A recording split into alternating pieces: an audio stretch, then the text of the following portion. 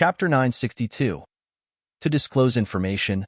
3. However, Su Luo's brain had always been nimble. In the blink of an eye, she had grabbed onto the loophole in Yunqi's words.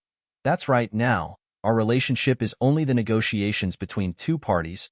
Since it was just negotiations between two parties, then business could be conducted according to rules and not private interests. So it didn't involve personal stuff. Su Luo's words immediately cut a dividing line into the ambiguous atmosphere that Yunqi had meticulously built.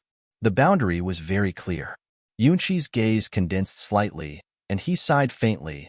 Luo, you still blame me? Su Luo coldly sneered. Do you take me as having amnesia, or my heart has gone mad? Being stabbed once by the person I loved. How could I pretend as if nothing had happened? Yunqi's way of thinking was simply too ridiculous. Su Luo was completely unable to approve of it. However, having heard these words that Su Luo said, a pleasantly surprised expression flashed through Yunqi's eyes. You said, beloved person. Luo, I. Before Yunqi finished speaking, Su Luo hurriedly blocked him from having his thoughts scatter off in tangents. Those are things from my previous life, this lifetime. How could I still like a man who has daggers hidden in his smiles? You really still view yourself as too important.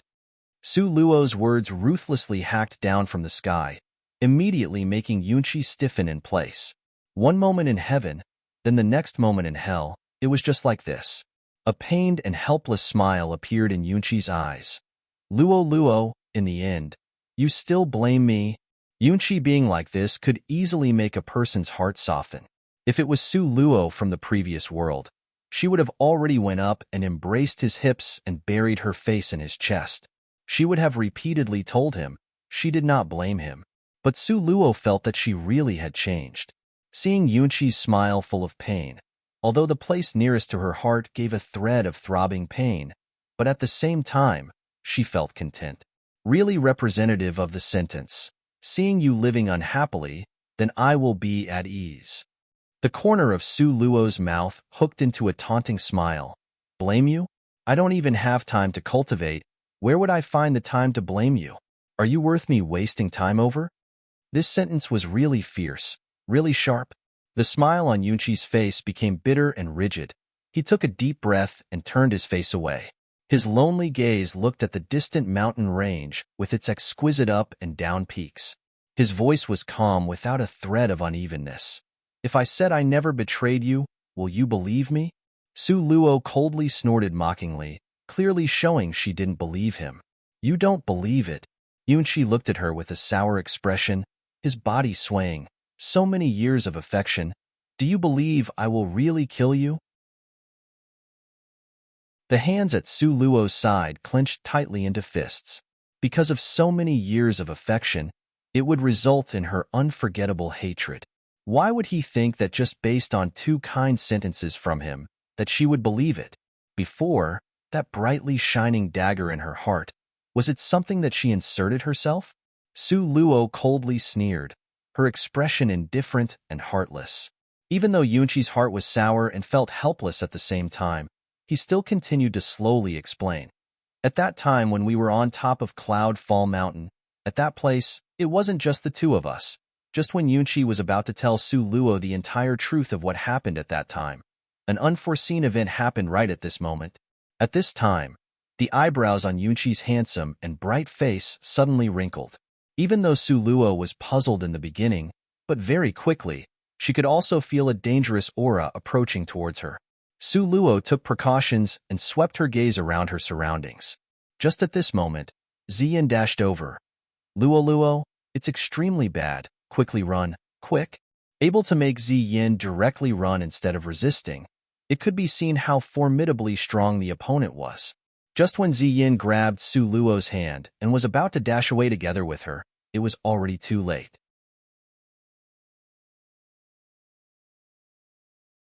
Chapter 963. To disclose information. 4. At this moment, a group of black-clothed people wordlessly approached and surrounded them. This group of black-clothed people, how could Su Luo not be familiar with them? Also, how could Ziyin not know them too? The 2 people who suffered under them empathized with each other in such a short time. They had been chased to be killed by these black-clothed people while fleeing all over the place. Seeing the black-clothed people appear, Yunqi's expression became somewhat ugly. Su Luo and Zi Yin exchanged a glance. They had a feeling that this matter was somewhat fishy. Because these black-clothed people stood in an unusual location, they formed a semicircle behind Yunqi's back, just as if they were his subordinates. Very quickly, their guesses were confirmed. The leader of the black-clothed people took 2 steps forward and bowed to Yunqi. "Young master, us subordinates arrived late. We asked to be punished." "Young master?" Su Luo's brows knotted tightly, a shocked expression flashing through the depths of her eyes. She could never have imagined that this group of black-clothed people were Yunqi's subordinates. Then, what was his relationship with Yin Xia, that old witch? Yunqi knew the matter was about to be ruined and couldn't help but to send a sharp glance at that black-clothed leader. "Step down." His voice was cold and ruthless, filled with an ice-cold, murderous aura from hell. The black-clothed leader's body moved slightly, and as expected, he obediently stepped down. The corner of Su Luo's mouth tore into a mocking sneer. "Ouyang Yunqi, is this the thing you wanted to explain to me?" Since the beginning when he first saw her, he had already known she was the target of that old witch Yin Xia's pursuit. No, maybe he got her information even a step earlier than that. Then, when he personally went to the dock to greet the little Princess Yulin, was that matter as simple as it seemed on the surface? Whenever Su Luo recalled how Yunqi advanced step by step with a devised battle plan to force herself into a trap, a gush of rage that seemed to come from nowhere would nearly surge out of her throat. Right now, Yunqi had a very complicated expression. However, how could he explain this? Say that these black-clothed people were not ones he called over? Would she believe him? For a moment, the atmosphere turned cold, the surroundings issuing a strange factor. Su Luo tauntingly sneered and glared forcefully at Yunqi. Yunqi was mentally exhausted. With endless helplessness, he looked at her who was across from him. Such a short distance, all of a sudden, he felt that the distance between them was very far. Yunqi knew that if they were really to fight today, the two of them, including Su Luo, would definitely not be able to escape. As a result, he half muttered a promise and waved his hand soon after. "You guys can go." The appearance of the black-clothed people destroyed his plans. Now, how angry Yunqi was inside, only he would know. Su Luo coldly smiled, her deep gaze looking at Yunqi. "Really going to let us go?" "Go." Yunqi's dark eyes contained intoxicatingly soft waves. "Okay then, we are going." Su Luo, without demur, grabbed Zi Yin, turned around and was about to leave. She was afraid if she stayed a second longer, Ouyang Yunqi would change his mind. However, they hadn't even taken 7 steps before the black-clothed people who stood behind Yunqi scattered and reformed a circle to surround them, encircling the two of them, not leaving a crack. A mocking expression flashed through Su Luo's eyes. She turned her head to look towards Yunqi. "What? You want to go back on the words you just said?" Yunqi's indifferent eyes were like sharp swords, bursting forth with specks of cold aura, shooting towards the leader of the black-clothed people. That group of black-clothed people all listened to the orders of the black-clothed leader. The black-clothed leader kneeled on one knee towards Yunqi, with his back straight, but didn't say a word. His posture was clearly one of waiting to receive punishment. At the same time, it was a posture to threaten Yunqi with. "You dare to disobey?" Yunqi's tone was flat, calm without a thread of unevenness. But Su Luo was clear that before her, it was merely the calm before the approaching storm. It seemed that these black-clothed people only listened to that old witch Yin Xia's words. Yunqi still was unable to command them. Chapter 964. To disclose information. 5. The black-clothed person still knelt there with his back straight, using silence to confront Yunqi's reprimands. These black-clothed people motionlessly obstructed Su Luo's way out. Su Luo smiled coldly. "Yunqi, it turns out you only have this much power." Yunqi's face that was as calm as the deep sea now seemed like it was surrounded by dark clouds, stormy, struggling violently to stay calm. He turned his head, with hands crossed over, his eyes looking at Su Luo, were filled with profound meaning. Luo Luo, now, you only have one other choice. What else do you want to say? Su Luo smiled coldly. If you agree to return to my side now, I can keep you safe and sound. If not, Yunqi didn't say the last part, but it was obvious to everybody. If you were not one of their own, then you were an enemy. Su Luo's lips curled up in a mocking manner. You really don't understand me. Was Su Luo someone who could be threatened by others? You detest me that much? Yunqi gazed at her bitterly and despairingly. She'd rather die than return to his side? Just thinking of her choice, Yunqi felt his chest burst into flames, with rage almost tearing him into pieces. Yes, I detest you that much. Su Luo's words were sharp, without leaving a bit of affection. Having heard that, Yunqi's expression changed, his body also becoming as stiff as iron. Good, very good. He looked at Su Luo with ice-cold arrogance. Since this is your choice, therefore, the consequences are yours to bear. Finished speaking, Yunqi took a step aside. He made it clear to both sides he would not get involved, and let them fight it out on their own. The black-clothed people's leader saw this. His eyes darted a glance to the group of black-clothed men. He lifted his right hand and firmly swung it downwards. Kill. This was Master's kill order. Once you see Su Luo, kill without hesitation. Immediately, around a dozen black-clothed people surrounded Su Luo, leaving 5 people to attack Ziyin. When Su Luo and Ziyin were being forced apart, Su Luo said something to her. If you have an opportunity, then run. Ziyin nodded her head. You too. As long as there are green hills, there'll always be wood to burn. Besides, maybe third senior brother would rush over soon. Let's fight. Su Luo soared up into the air. Now, the sun was setting in the west, dyeing the horizon a bloody red color that was savage and bright. The sight really was dazzling and harsh on the eyes. Below was an endless mountain range that rose and fell with uneven gorges. The sunlight that scattered down was golden and resplendent. Everybody was covered in a layer of tangerine red-colored rays of light. The dozen or so black-clothed people charged towards Su Luo. No matter who killed this loathsome girl in front of them, Master would definitely reward them heavily. Nobody could stop their treasure-seeking hearts. Su Luo stood there calmly, indifferently eyeing the people rushing towards her. At this time, she was calm and unperturbed. There was a plump little white dragon sitting on her shoulders.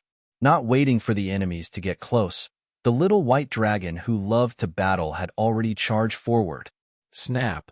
A violent sound resounded, and the foremost black-clothed person was suddenly sent flying with one kick from the little divine dragon, sending him flying to a distant place backward.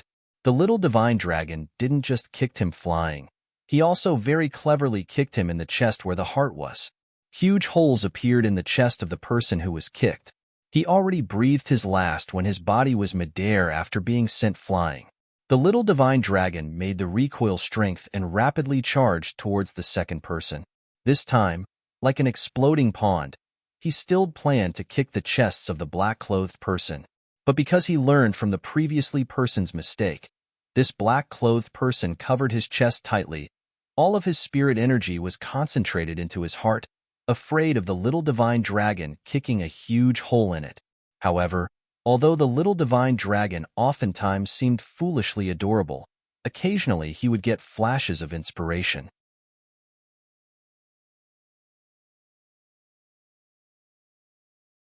Chapter 965.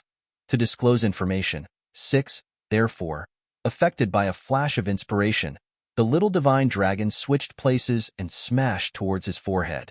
Hence, another man in black quickly fell to the ground. This matter happened in a split second. Although the little divine dragon had killed off 2 people, but the rest of the 13 black-clothed people used this opportunity to charge at Su Luo. These black-clothed people were very strong. 5 of them were 5th rank, 5 were 6th rank, and there were still 3 at 7th rank. Such incredible strength. If it were anybody else, they'd just commit suicide on the spot. How could they have fought them? But not Su Luo. Now, the variant acacia tree had already started to move. The 3 7th-rank men were the quickest to rush over. The knives they lifted up were ghastly and threatening. issuing a feeling of fear that was irresistible. The variant acacia tree could bind one away, but not all three of them at once. Just at this moment, Su Luo moved. She flew up quickly. Mid-air, her sleeves waved, firm with a cold expression. She looked like an arriving goddess. 3 long double-edged swords hacked towards her. But at this critical moment, all of the variant acacia tree's green vines rushed towards Su Luo, bundling her up in a green cage. Long double-edged swords hacked down, hitting the green vines. The green vines were tough and firm, only sustaining a minute amount of damage. Anger flashed through the eyes of the 3 seventh-ranked black-clothed men. Originally, they had planned on directly beheading Su Luo in place, who knew that midway, such an unexpected event would happen. 1. Really hateful. What was even worse was that unexpectedly, this Cheng Yaojin thing was really tough-skinned. There was no way to chop it up. Just when these 3 black-clothed men were distracted, Su Luo's nothingness of space firmly locked up one of the 3 seventh-ranked black-clothed men. Because no one knew that, after being locked up by the green vines, Su Luo could still quietly come out. Nobody could have imagined that Su Luo would have such a nature-defying tool as the nothingness of space. Nobody could have imagined that nothingness of space could penetrate through obstacles. Therefore, when everybody thought that Su Luo was still in the green vine cage, when they had their double-edged swords raised to chop at the green vines, Su Luo had already snuck up behind one of the black-clothed 7th-ranked person's back. Moreover, using nothingness of space to surround his body, thus slowing down his speed. Slash came the sound of a dagger. The sound of metal slicing through flesh was very distinct. Therefore, this 7th-ranked man died immediately. Yunqi stood in the shadows, his eyes burningly fixed on Su Luo. His face would switch between cloudy to bright, with a very unstable mood. Nobody knew what he was thinking. After Su Luo successfully sneak-attacked a 7th-ranked black-clothed man, she immediately turned around, wanting to retreat. But there were many black-clothed people with safety in numbers, all of them displaying a high level of skill. This time, numerous strong hand seals attacked towards her back. Slam, slam, slam, an endless tirade of violent striking sound resounded. So many strong hits combined into one extremely strong force. The surrounding atmosphere was terrifying and was shaking violently. If anybody were to interfere, he or she would definitely be crushed into a meat pie. In the mountain forest, countless number of birds and beasts were shocked by this. They fled in all directions. Some were so scared that they fell off the cliffs into the abyss. This powerful combined attack was sent towards Su Luo's back. In a flash, the horizon became cold, the earth shook, countless rocks tumbling down the cliff. Bang, bang, bang. At this time, they were fighting on the edge of a cliff. Following the numerous rocks that tumbled down, the cliff immediately contracted a lot. Because Su Luo flew up quickly, so she did not fall down when the cliff disintegrated. But that formidable strong force now struck toward her back. A force strong enough to shake the heaven and earth, fiercely smashed towards Su Luo. At this time, Su Luo had nowhere to run, so she only could take the hit. Bang! A violent striking sound echoed. Su Luo's back was hit head-on. 1. An unexpected event would happen. The more correct translation would be who knew that midway, Cheng Yaojin would unexpectedly appear. Historically, Cheng Yaojin was a Chinese general from 7th century who, apparently, was always at the right place at the right time by accident. Now, popular culture picked it up and used it to indicate that something came along the way unexpectedly and disrupted the plan.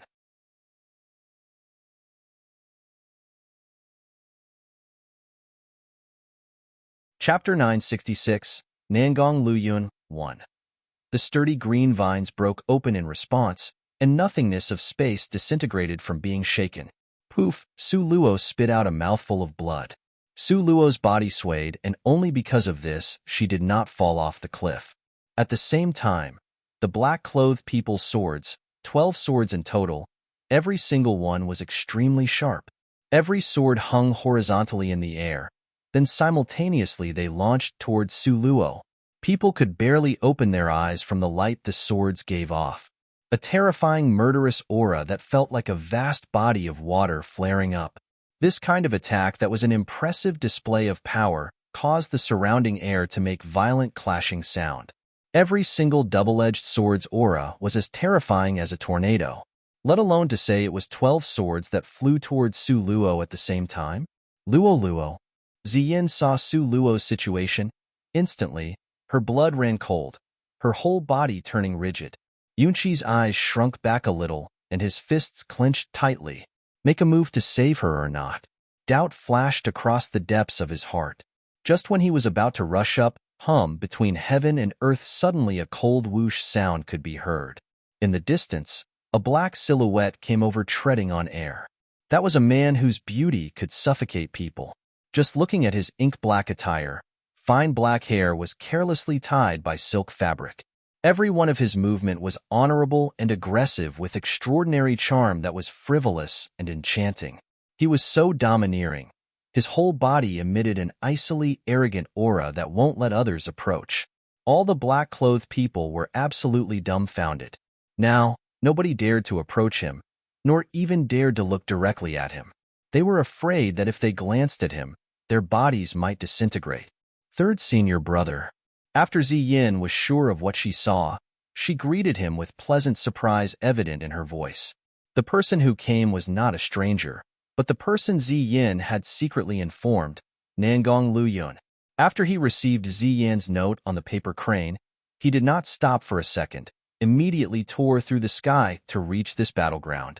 Nangong Luyun stood in midair, with an icily arrogant gaze inspected the scene below him. When he saw his family's treasure being besieged by people, those usually indifferent pitch-black eyes immediately condensed out violent flames of rage. His treasure, he didn't dare to lay a finger on her, was now besieged by people who wanted to kill her. Nangong Liuyun's perfect thin lips pulled up in an aggressive and arrogant manner. Those who dared to chase after to kill this king's treasure really have the guts.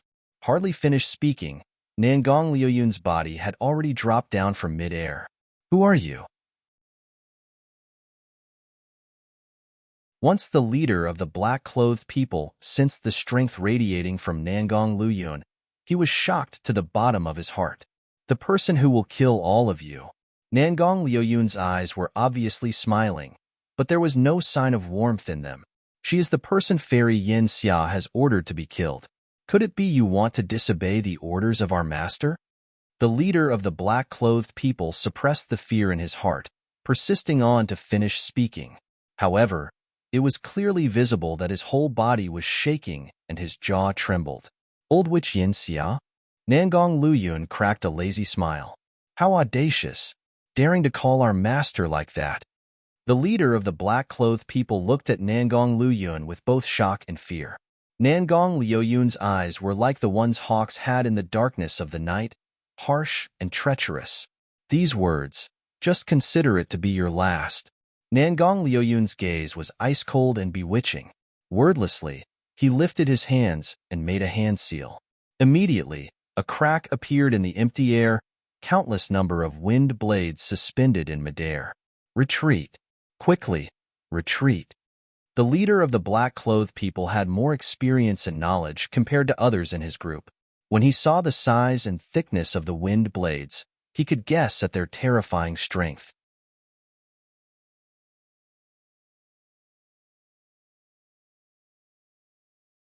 Chapter 967, Nangong Luyun, 2. He wanted to run, but Nangong Luyun clearly showed that he wanted to kill him, so how could he escape? Suspended in midair was a total of 12 wind swords. Every one of them was as long as a dagger, sparkling with a deeply cold light. Whoosh! Nangong Luyun waved his hand dismissively. Those swords dropped down like meteors, cutting off the head of the black-clothed people's leader instantly. Clunk, this leader who was very arrogant before, would never again be so arrogant. His head and body were now separated into two parts, with the head falling down on the ground immediately after being cut off. It rolled on the ground and finally rolled off the cliff. This was really where the head resides in a separate place, Right now, on that cliff, was only a single headless man's body, lying there quietly. Fresh blood gushed from his neck, Very quickly, everything around it was dyed red with the smell of blood hanging in the air. No one would have imagined that Nangong Liuyun's method would be so ruthless, so cruel. Fairy Yin Xia, who was a terrifying character that could stop children's crying at night, wasn't even able to scare him to a stop. In the end, just how strong was he? After all, the black-clothed people glanced at each other in speechless despair and could only feel their hearts go be-a-thump while jumping violently. Their leader, who was a powerful 8th rank, was suddenly killed, just with one move? This man, just how strong was he? Nangong Luyun looked at these black-clothed men who were obviously trembling before him. The corners of his mouth curled up slightly. That enchanting and mysterious face now seemed even more demonically gentle. Next, whose turn is it? Nangong Luyun wanted to kill people, so the opponents had to line up for him. The black-clothed people exchanged a glance with each other. They wanted to flee, but their surroundings seemed to be frozen. No matter what, they couldn't run out. Since no one's volunteering, then I'll choose one randomly. Nangong Luyun glanced over and picked the 7th-rank experts who besieged Su Luo. There were in total 3 7th-ranked people. One had been killed by Su Luo, now only 2 remained. Nangong Luyun waved his hand indolently and carelessly. His smooth-as-silk black hair danced in the wind. Swoosh, a distinct sound of wind blades slicing through flesh resounded. "AAA!" A black-clothed man repeatedly shouted in pain. Because Nangong Luyun didn't directly kill him. Rather, he controlled that wind blade. First, he cut off the arm that guy used to hold a weapon, then cut off a leg, and then, one after another, the wind blades came and went, continuously slicing at the guy's body. The black-clothed man's body turned clockwise like a spinning top, and that blade continuously cut the flesh off of the man's body. From head to toe, every piece of flesh was sliced as thin as a cicada's wing. Slice after slice fell to the ground. Very quickly, the slices of human flesh piled up into a ball. While seeing that black-clothed man suffering 1,000 cuts, the other black-clothed people couldn't bear to look. Some even threw up. Ruthless, really too cruel and bloody. By now, the remaining black-clothed men had came to their senses. If they don't silently take action, then they would be silently killed.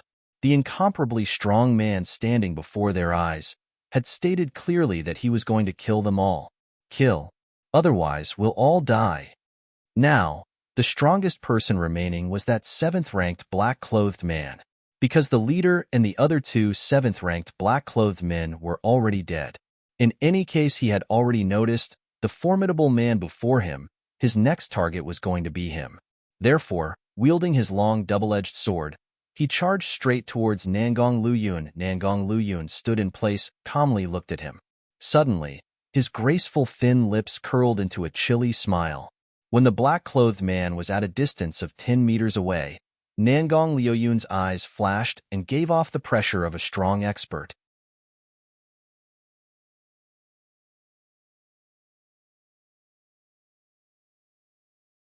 Chapter 968, Nangong Luyun, 3, Swoosh. This 7th-ranked black-clothed man instantly exploded his body turning into a pool of blood. Was Nangong Luyun even here to fight? He clearly was being tyrannical over the situation. Now, Su Luo finally understood that sentence Nangong Luyun had told her long ago. He said, "I never fight. I only hit people." Looking at the powerful god like Nangong Luyun, Su Luo smiled. She hadn't seen him for more than a year, and Nangong Luyun's strength had improved leaps and bounds. The difference was night from day. Only why wouldn't he even look at her? Su Luo couldn't understand.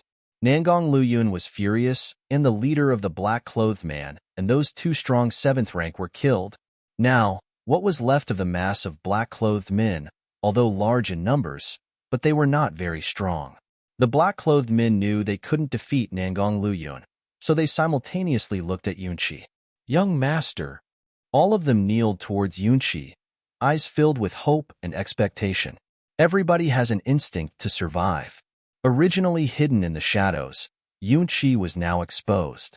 Yunqi frowned slightly with a complicated expression. He looked at Nangong Luyun, saying in an indifferent voice, "Stay your hand." Nangong Luyun glanced at him indolently, eyes black as thick ink, his demonically charming eyebrows lifted up. "Who are you?" Yunqi's eyebrows nodded slightly. He was displeased with the overbearing manner Nangong Luyun had of occupying the top seat. But soon after that, he smiled gently. "I am Ouyang Yunqi, don't know who His Excellency is." Ouyang Yunqi's name, Nangong Luyun had heard of before. Ouyang Yunqi was Western Jin's genius that appears once every few hundred years. A lot of people mentioned them in the same breath. East had Luyun, West had Yunqi for balance.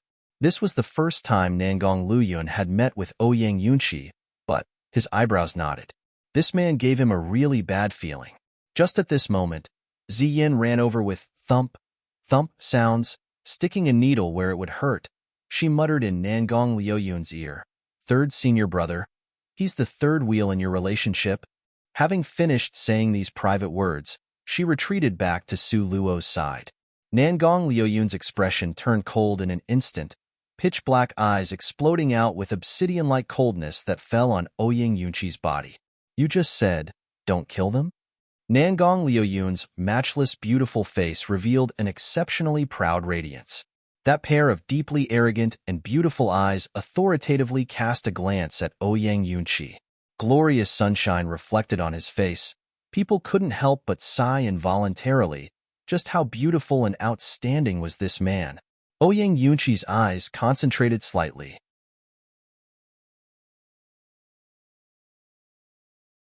He didn't hear what Ziyin had told Nangong Luyun, therefore, he said conversationally, "His Excellency's cultivation is very strong.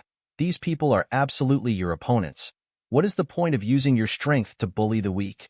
Sneer, Nangong Luyun sneered coldly, shining like peach blossoms. His phoenix eyes narrowed dangerously. His indifferent gaze does not contain a thread of warmth. The corner of his mouth curled into a cold smile and gazed at Ouyang Yunqi indifferently. A hand with protruding joints raised just a bit. Swoosh! A faint sound. Then one of the black-clothed men fell down and started to twitch uncontrollably.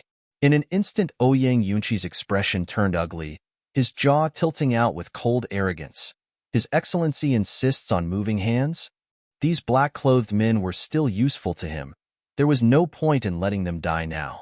However, Nangong Luyun arrogantly, indifferently and coldly laughed, his beautiful lips curled up indifferently and arrogantly smiled. "What can you do? What can you do?" One short sentence exuded his natural ruler-like aggressiveness. Soon after, Nangong Luyun waved his hand again. Swoosh! Subsequently, another black-clothed man died and fell to the ground.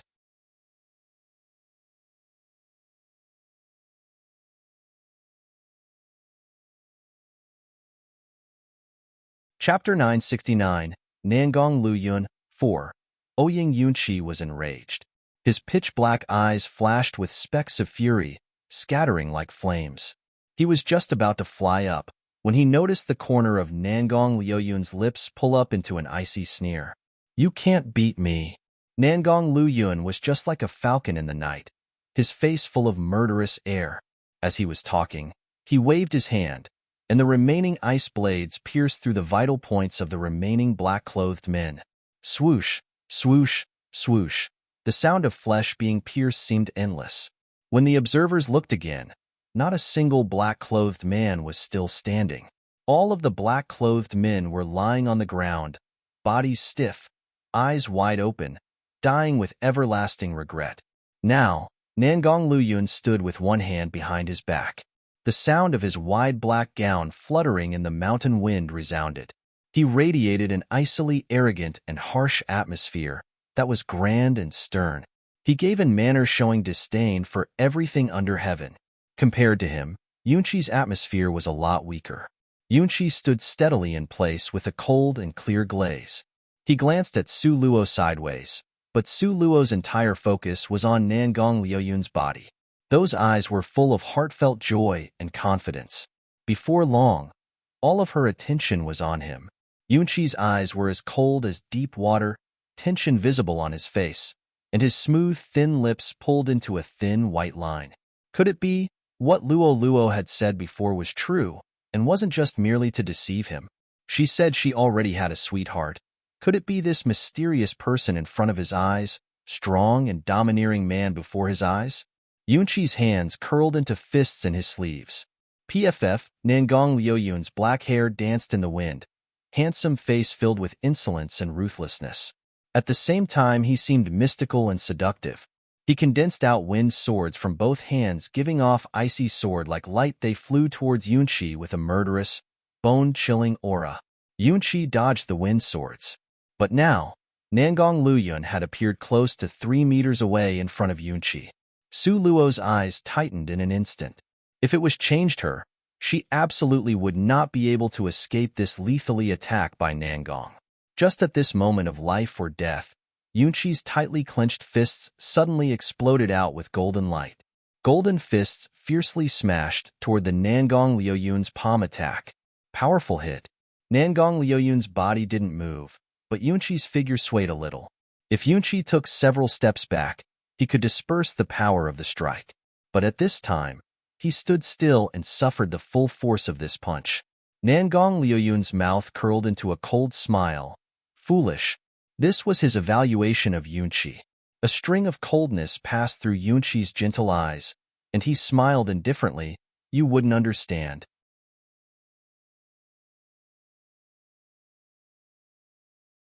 Nangong Luyun narrowed his cold, penetrating eyes, like a falcon in a grass field, threatening.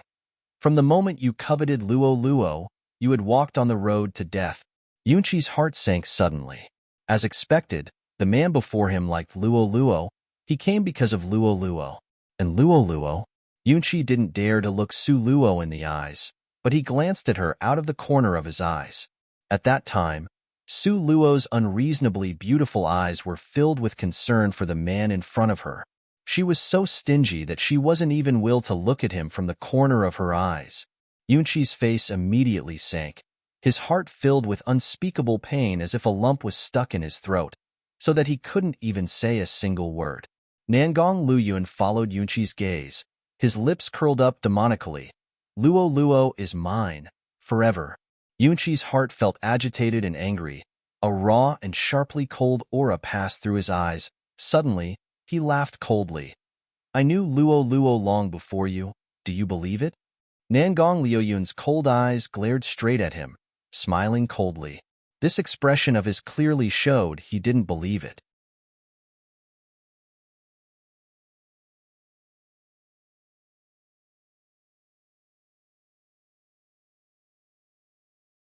Chapter 970, Nangong Luyun, 5.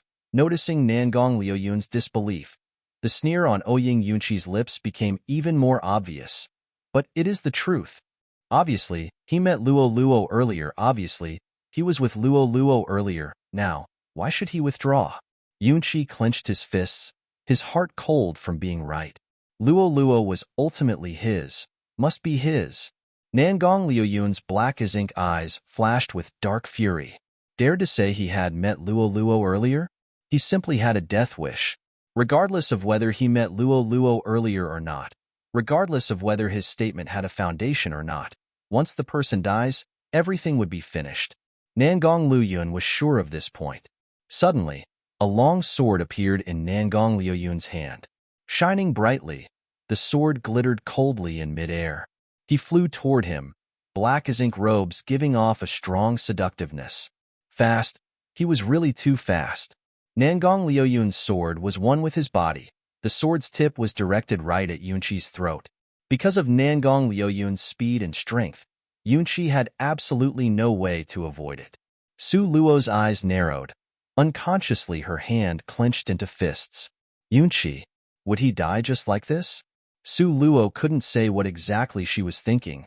She only felt endlessly at a loss of what to do. Don't know how she should react. Yunqi never expected that when Nangong Luyun said he would make a move, he would move. Only when Nangong Liuyun's sword's tip pointed at his throat did he return to his senses. Such a strong and fierce killing move, how could he avoid it? Just at this moment of imminent peril, Yunqi's figure abruptly shortened. The sword only cut a strand of hair. At the same time, a line of blood appeared on Yunqi's smooth as jade face. although he was hurt, but he still managed to dodge lethal attack. Ziyin shook her head regretfully. Pity, such a pity. Su Luo had a complicated expression on her face as she looked at these two men. Yunqi's figure retreated backward quickly, and he smiled coldly. It seems that His Highness Prince Jin is only just as himself. Flying sword from beyond the sky. Nangong Liuyun's unique lethal attack. Yunqi had now confirmed Nangong Liuyun's rank. This was within his expectations. Because he knew, his Luo's eyesight would not be that bad. The person she would notice was at least at the same level as him. Nangong Liuyun's cold eyebrow lifted up slightly. He laughed instead of being angry.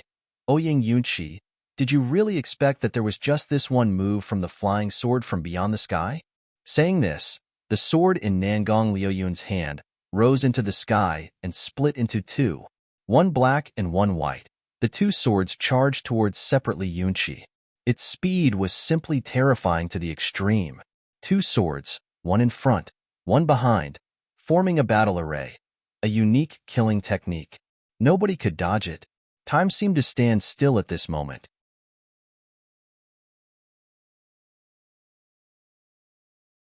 That one black and one white swords flashed by Su Luo's eyes. Suddenly a light of inspiration flashed through her eyes, coming to some sort of a realization. But because the speed was simply too fast, so before Su Luo could comprehend the true essence of speed, those swords had already flown towards Yunqi. Just when everybody was sure that this time, Yunqi would die for sure. In the moment right before the swords could pierce Yunqi's body, swoosh, in nearly the blink of an eye, Yunqi's body suddenly blurred, and then, he wasn't visible to the naked eye at all. What happened?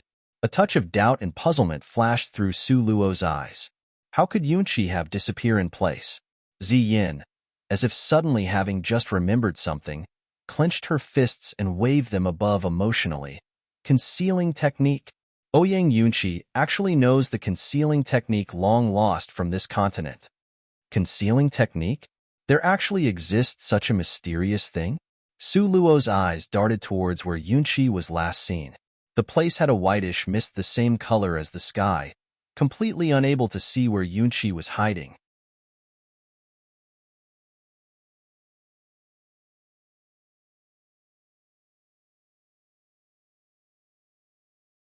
Chapter 971, Nangong Luyun, 6. Su Luo's gaze turned to Nangong Luyun. With Yunqi's escape, would Nangong Luyun be angry? Right now, Nangong Liuyun's lips curled into a demonically enchanting smile. Concealing technique? TCH, let's see how long you can hide. Nangong Luyun was well-read and knowledgeable. Within 3 years, he had read all the books in the libraries of the capital. Therefore, there was little he did not know about in this world. The concealing technique was very foreign to a lot of people, but Nangong Luyun knew about it. Elementary concealing technique could only hide a person for 10 seconds. Suddenly, a sarcastic cold smile flashed across Nangong Liuyun's eyes. Because he could feel a cold, sinister figure heading toward him from behind. Yunqi won't take the roads to heaven, but with no doors to hell you insisted on rushing in. You had 10 seconds to run, but you passed it up. Nangong Liuyun's spirit powers suddenly condensed around his entire body, as if he was wearing heavy armor. However, other people could not see it. Crack! A punch smashed towards Nangong Liuyun's back at the same time. Yunqi's figure gradually appeared.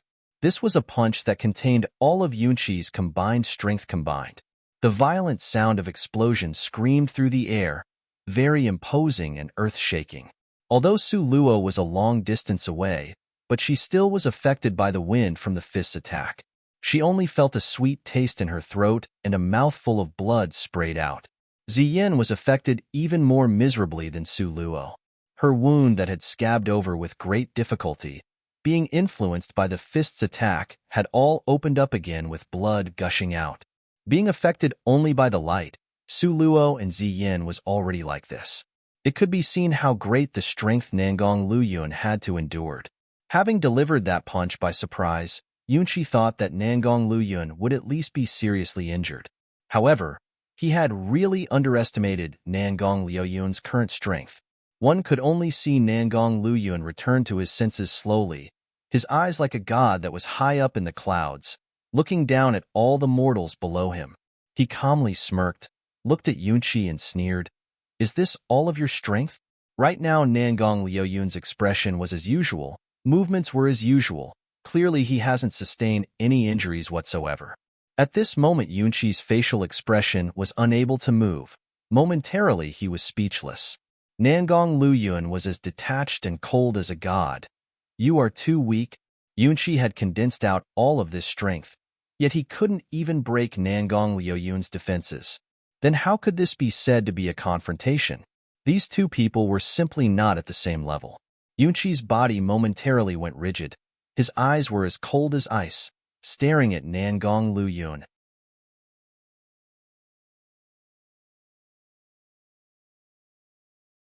Although he didn't want to admit it, he still had to admit that Nangong Liyun was stronger than him, and not only by a little bit. In fact, he couldn't even break his defense, let alone to say how to kill him. For a moment, Yunqi's face flickered from cloudy to bright, difficult to understand his feelings. Nangong Liyun's eyes were like cold stars and said in a flat tone, How do you want to die?" Su Luo's heart was slightly obstructed. Nangong Liyun was being a bit too aggressive, okay? In any case, his opponent was Ouyang Yunqi, who was once equally famous as him. Now he was letting the opponent to choose his own method of death? Yunqi's face stiffened slightly, but he quickly voiced to a sneer, "You wouldn't dare to kill me?" Yunqi looked at Nangong Liyun fearlessly, eyes bright with complete confidence. Nangong Liyun's sleeves fluttered in the wind, as if in the next moment he would take his life. But Yunqi's lips hooked up a few times. "If you killed me, Luo will never forgive you." This one sentence from Yunqi had pulled Su Luo in from being just an observer. This statement was like a huge rock being thrown into a calm lake, immediately setting off terrifying waves.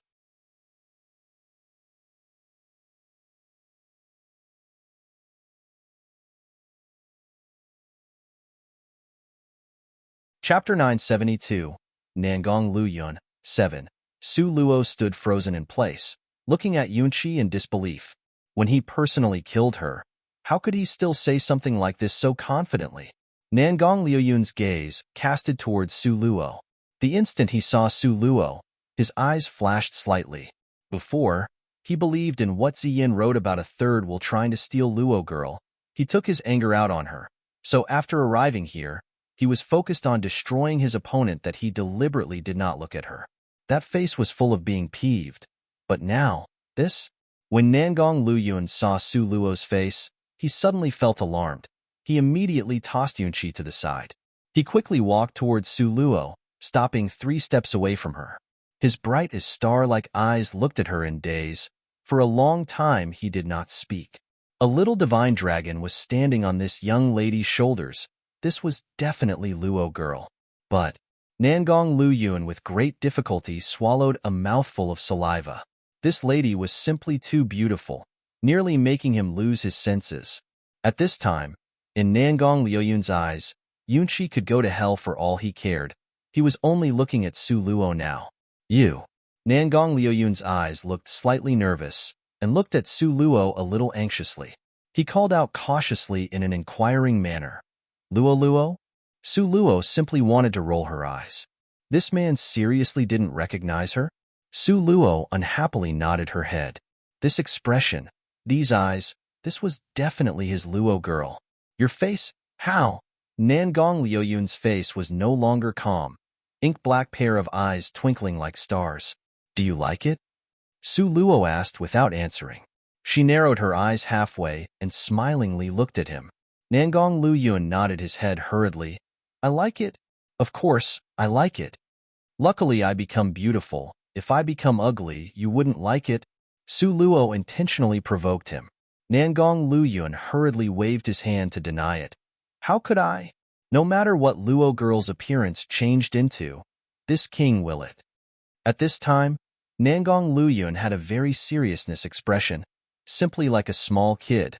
Where did all of that aggressive intenseness of a king go? Ziyin watched until her eyes was straight. This childlike person in front of her eyes was really that third senior brother who never let people get near to him? Ziyin rubbed her eyes and rubbed it again, until she was finally sure the scene in front of her was not a hallucination. Yunqi's eyebrows unconsciously rose up. Those two figures, one tall and one short, stood facing each other. The man was incomparably handsome. The woman was devastating beautiful. The two people were like a celestial couple, with inseparable loving affection lingering around them. Such a beautiful picture of a celestial couple.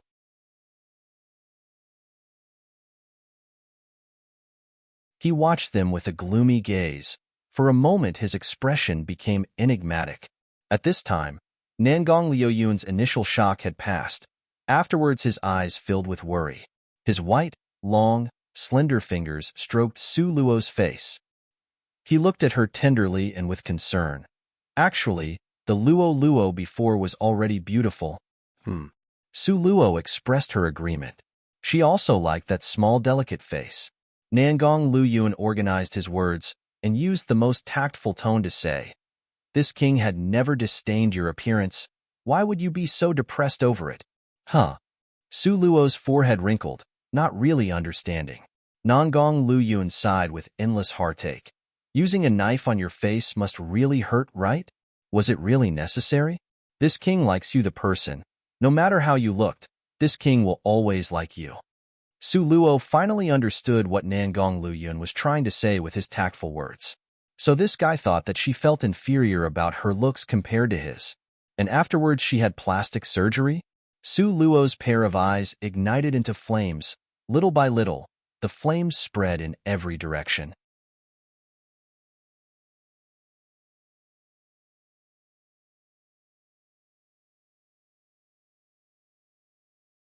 Chapter 973, Nangong Liyun, 8. Nangong Liyun jumped in fear and quickly retreated. However, Su Luo got a hold of his robe and snorted coldly. "Who did you say got plastic surgery?" This girl didn't look beautiful before? Beautiful, beautiful.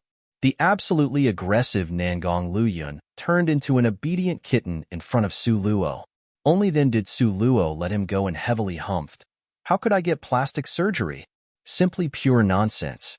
I tell you, this appearance is this girl's real one. The face before was just a mask. How can this be?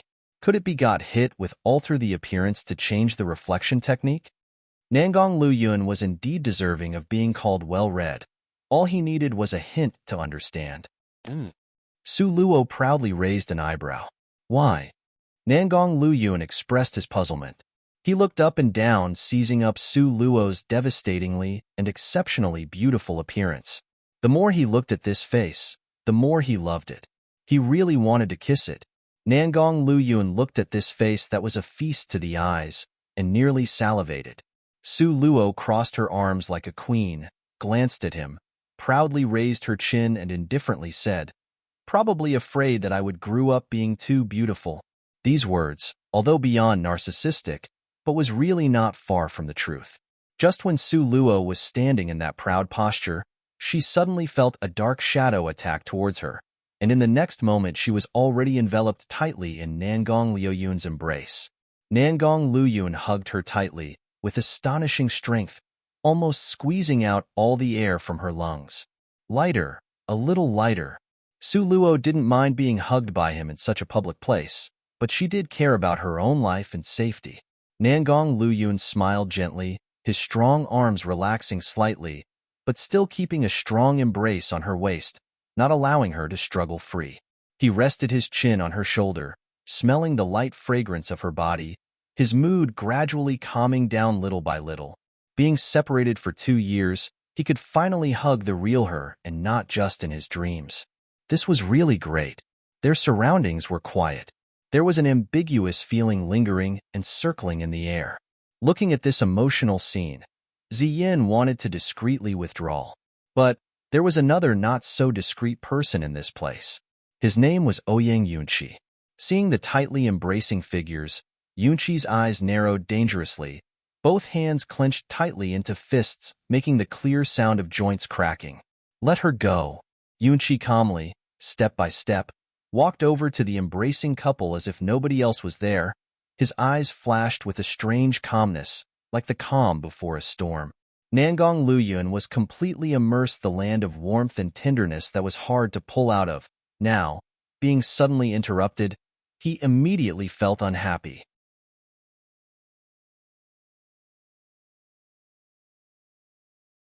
He let go of Su Luo little by little and pushed her behind him.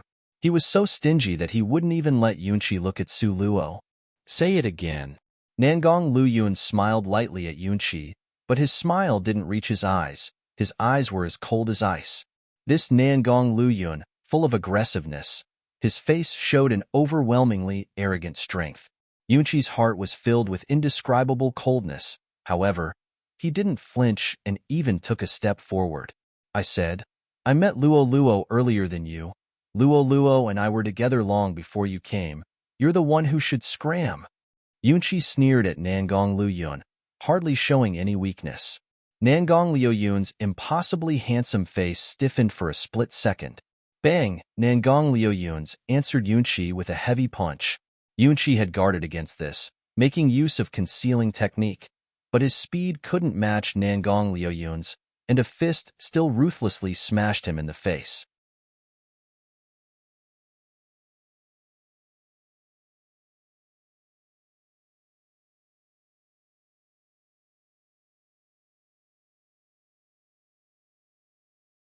Chapter 974, Nangong Luyun, 9. Yunqi's entire body fell to the ground, blood flowing out of his lips. He cut a very sorry figure. However, Yunqi could also be considered a tough guy. Not only wasn't he scared, on the contrary, he smiled full of joy. He wiped the blood at the corner of his lips, raised an eyebrow to look at Su Luo. His lips curled into a sunny smile as he said, Luo Luo, no wonder you don't want to forgive me. It turned out you have a new love that made you forget your previous love. Su Luo frowned. Yunqi's actions made her despise him even more. Oying Yunqi, you still have the face to say these words? Su Luo laughed coldly. Yunqi deliberately said these words. Wasn't it just to provoke and threaten her? Since he wasn't even afraid of telling people the matter of crossing over, then what was she afraid of? She had the strength, and she also had Nangong Luyun's covering her, as well as beautiful teacher's protection. Who would dare to accuse her of being an evildoer? In contrast to Yunqi, could he really be able to stay out of it? Yunqi looked at Nangong Luyun, whose fists were tightly clenched, then looked at Su Luo, whose eyebrows were furrowed. He laughed lightly. Luo Luo, is there really no place for me in your heart? Su Luo smiled coldly. Yunqi, you have said enough? Yunqi shook his head, smiling bitterly. His face was as pale as snow. I searched the entire world to finally find you, but you don't want me anymore. Su Luo's heart suddenly was obstructed. Next, she unconsciously pressed on that place. Nangong Luyun's face was cold and ruthless, as if enveloped by a dark cloud. It was so dark that water nearly dripped out. The two people's dialogue ruthlessly told him one thing. These two people really had a past. His Luo Luo, in the past, really? Nangong Luyun's malicious gaze shot towards Yunqi. He stomped over in large strides and directly clenched Yunqi's neck. This man must die. However, Yunqi laughed. You can kill me, but you won't erase the past. Nangong Luyun, from the beginning you were the losing party. Nangong Luyun's face seemed to be covered in dark clouds. His strong and powerful hand suddenly pulled back. Yunqi continued to laugh. His smiling expression was as splendid as flowers that bloom in spring. It's a pity that child hadn't even been born yet, but already, slap. Su Luo fiercely slapped Yunqi in the face. The slap was very strong, such that a distinct palm print suddenly appeared on Yunqi's fair face. The tears in Su Luo's eyes without any warnings rolled down. This matter, she had buried it deep in her heart. That was a part of her past she couldn't touch. But Yunqi, in order to provoke Nangong Luyun's jealousy, he unscrupulously and without the slightest scruple said it out loud. Yunqi, I really deeply regret that I would meet such a cruel and unscrupulous bastard like you.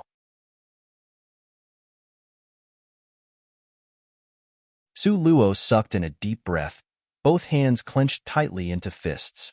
Yunqi looked at Su Luo, eyes calm as the moonlight. Luo Luo, go back with me. Nangong Luyun breathing stopped in a split second. He looked at Yunqi in disbelief. Then his disbelieving gaze turned to look at Su Luo.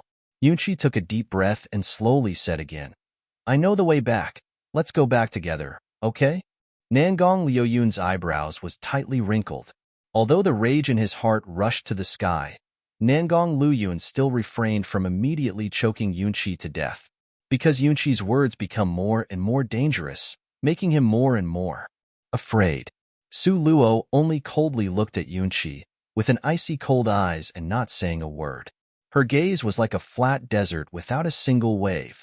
Yunqi looked at her with burning eyes, full of unlimited expectations and attacking power. Nangong Luyun's entire person was stunned to a stop. He took several steps back. At this moment, he felt like his presence was superfluous, as if these two people were from the same world, and he was removed from this world on the outside looking in.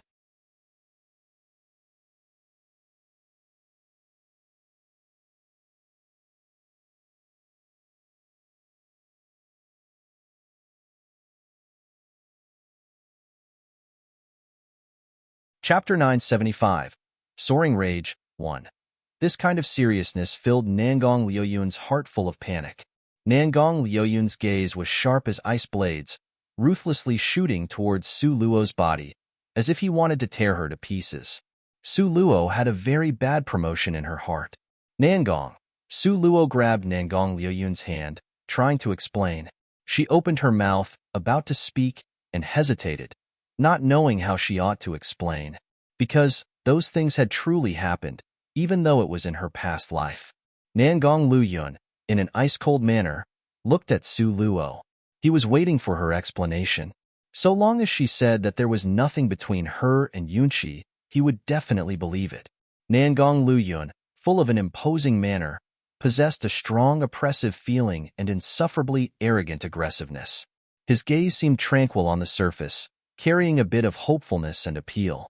Just with that kind of unblinkingly gaze, he stared at Su Luo. It was as if Su Luo's throat was choked by someone, like the weighty Mount Tai was pressing down on her head. She wanted to speak, yet she was unable to say anything. Just like this, the two people quietly looked at each other. As time passed, Nangong Liuyun's hope and expectation were gradually replaced with disappointment and despair. Su Luo took a deep breath.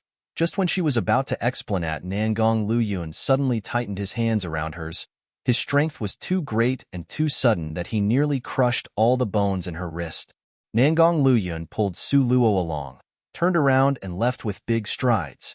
His speed was very fast, so fast that Su Luo nearly couldn't keep up with his footsteps, stumbling while running after him.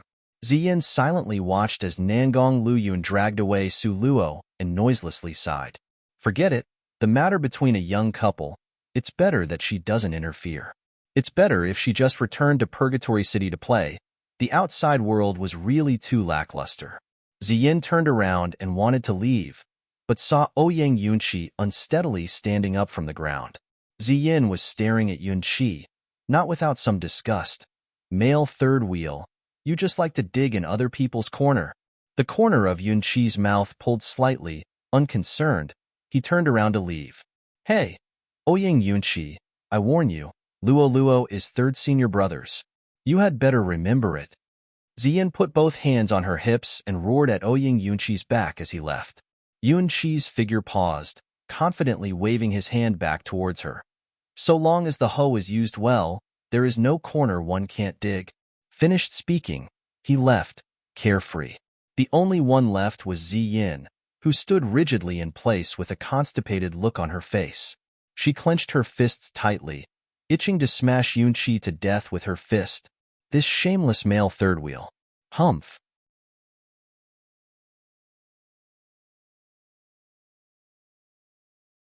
Yunqi was unbridled and confident in front of Ziyin, but when he turned his body around, at an angle no one could see, his expression was a scene of loneliness. Watching Nangong Luyun and Su Luo's back as they left, the expression in his eyes was complicated. There was jealousy and anger.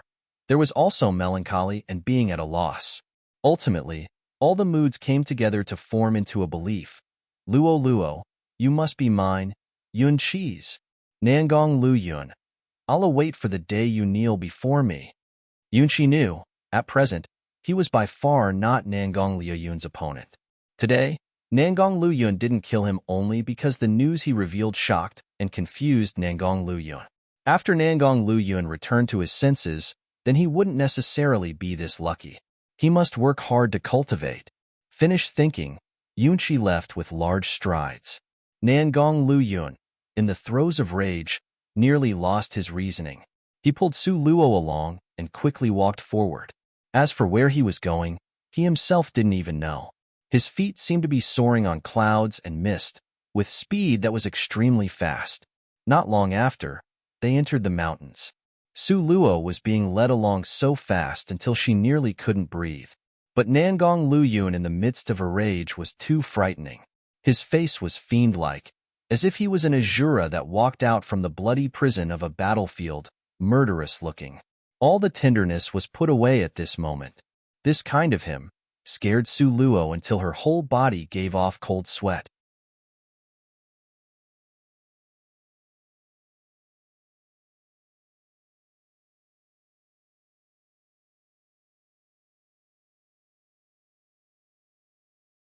Chapter 976, Soaring Rage, 2.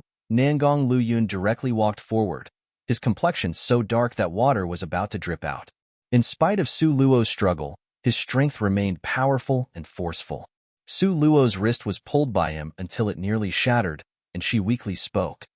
Nangong Luyun, loosen your grip a little, okay? It was as if Nangong Luyun's face was enveloped by cold frost, his whole body emitting a dangerous atmosphere. Not only did his footsteps not stop, instead, he walked even faster. He continuously pulled her, with her staggering along, nearly causing Su Luo to fall down. Nangong Luyun being like this, how should she appease him? Su Luo felt that her head was getting big from this problem. Don't know how far they walked. Finally, Nangong Luyun stopped at a flowing stream in the woods, deep in the mountains with towering ancient trees. His rear view was emitting a dark and angry atmosphere, filled with a murderous aura that wouldn't allow people to approach. Su Luo didn't open her mouth, only watching him. Suddenly, Nangong Luyun turned his body around and directly pushed her up against a tall ancient tree with a trunk the width of which needed 10 people to encircle it. Nangong Luyun's face darkened until it practically squeezed out a drop of water, and he very fiercely pinched Su Luo's chin. Su Luo, are you so incapable of enduring loneliness? It's merely been 2 years. You couldn't help but to engage in improper relationships? The atmosphere in Nangong Luyun's eyes was so dangerous, fierce, and not showing any trace of mercy. Su Luo tried to explain. Things aren't what you think. Nangong Luyun coldly glared at Su Luo, stressing each word with a dark tone. It's not like what I was thinking. Then what is it like? You tell me. When did you hook up with Ouying Yunqi? Speak. Nangong Luyun practically roared out these last few words. Not far away, a mother bear which had brought 2 cubs out for a walk and was shaken by Nangong Luyun's voice. The 3 bears immediately looked to the sky and spit out blood. They collapsed on the spot and died. An unprecedented sense of alarm rose from the bottom of Su Luo's heart. Su Luo paused, calmly watching him. Yunqi, Yunqi, you actually call him Yunqi. Nangong Luyun, not waiting for Su Luo to finish speaking, roared towards her in an angry tone. You call him so intimately, what about me? Nangong Luyun, in a rage, tightened his grip on Su Luo's slim shoulder. Painful, let go. Su Luo had a kind of feeling of her arm being nearly ripped off from the base. Nangong Luyun, you let go of me. A trace of anger flashed in Su Luo's gaze. You call me Nangong Luyun, but you call him Yunqi? Nangong Luyun suddenly laughed darkly and, all of a sudden, he let go of Su Luo. He took a few steps back, looking at Su Luo with an agonized gaze. Su Luo, feel your conscience. Did you do anything shameful and unworthy of me?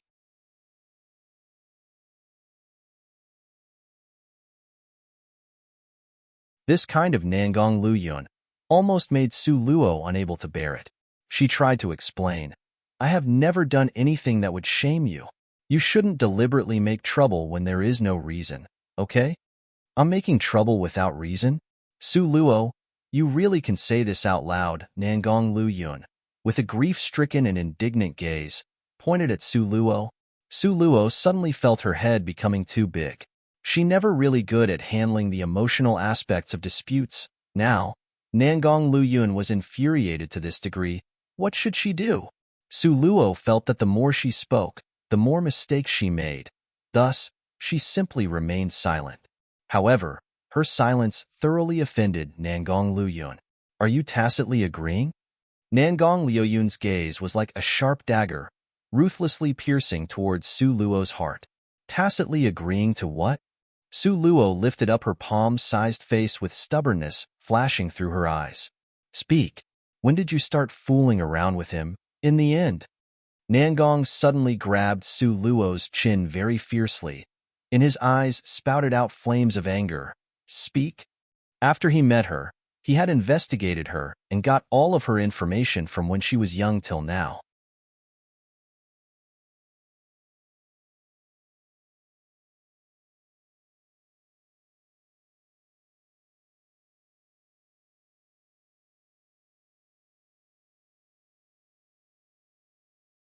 Chapter 977, Soaring Rage 3, however, for all the information he received, there wasn't even a mention of Ouyang Yunqi, this person, at all. But now, that Ouyang Yunqi kept saying over and over he and Su Luo were lovers that parted but still longed for each other. And he even mentioned a child. This made the always calm Nangong Lu Yun feel that his entire world was starting to fall apart. I didn't. Su Luo firmly denied it. You didn't? Then, when he said those things, why didn't you say you didn't have such relationship? Now, you tell me you didn't have such relationship? Nangong Lu Yun simply didn't believe it. Su Luo's forehead throbbed with pain. What should she say that wouldn't make him angry? Yunqi was already a matter from her past life. She never imagined that she would still meet him again in this lifetime. The matter of crossing over, would he believe it? Furthermore, in her past life, she truly had been together with Yunqi. This she really couldn't deny. Su Luo was so tangled that her head became big. She didn't know from where to start to tell him. Nangong Liu Yun's deep gaze stared at Su Luo, just like a falcon in the night, unblinkingly staring at her. Time passed, 1 minute and 1 second at a time. He was waiting for her explanation, but she seemed to express that she had nothing to say. Nangong Lu Yun could be described with 4 words, represented by cruel, bloody, fierce, and malevolent. But he never used this attitude to confront her. He always held her like his most precious treasure, cherishing her in every possible way. But, from knowing each other till now, what Nangong Lu Yun hated the most was Su Luo not answering his provocations. Regardless of how passionately he would approach her, or deliberately compel her, or deliberately slander her, she would always be so aloof.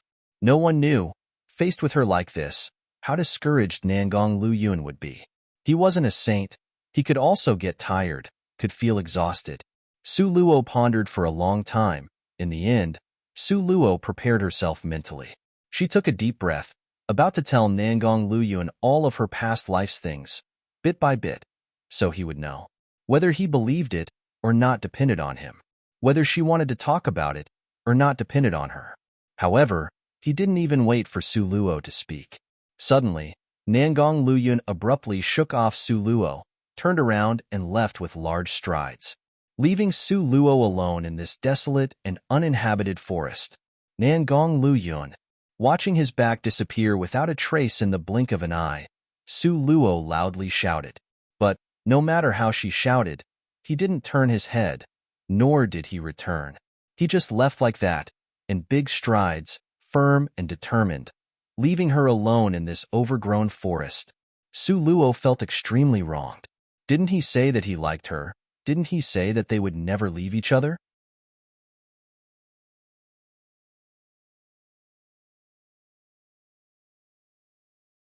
In the end, didn't he still throw her aside and directly leave?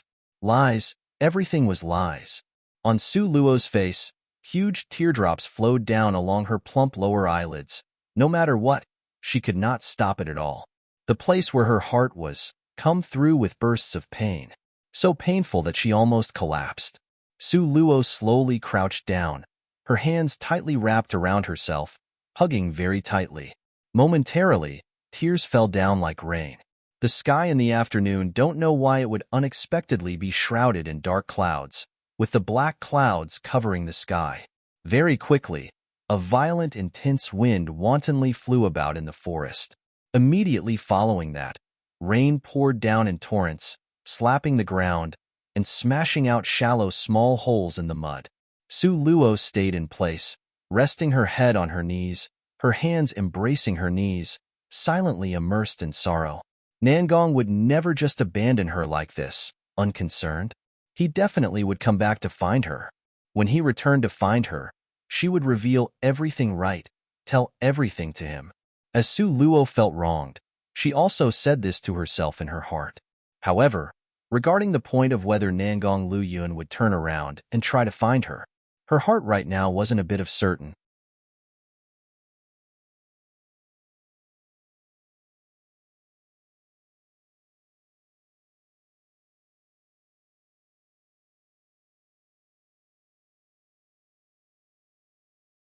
Chapter 978, Soaring Rage, 4. Just at this moment, a shadow suddenly appeared from behind Su Luo. This shadow slowly approached Su Luo.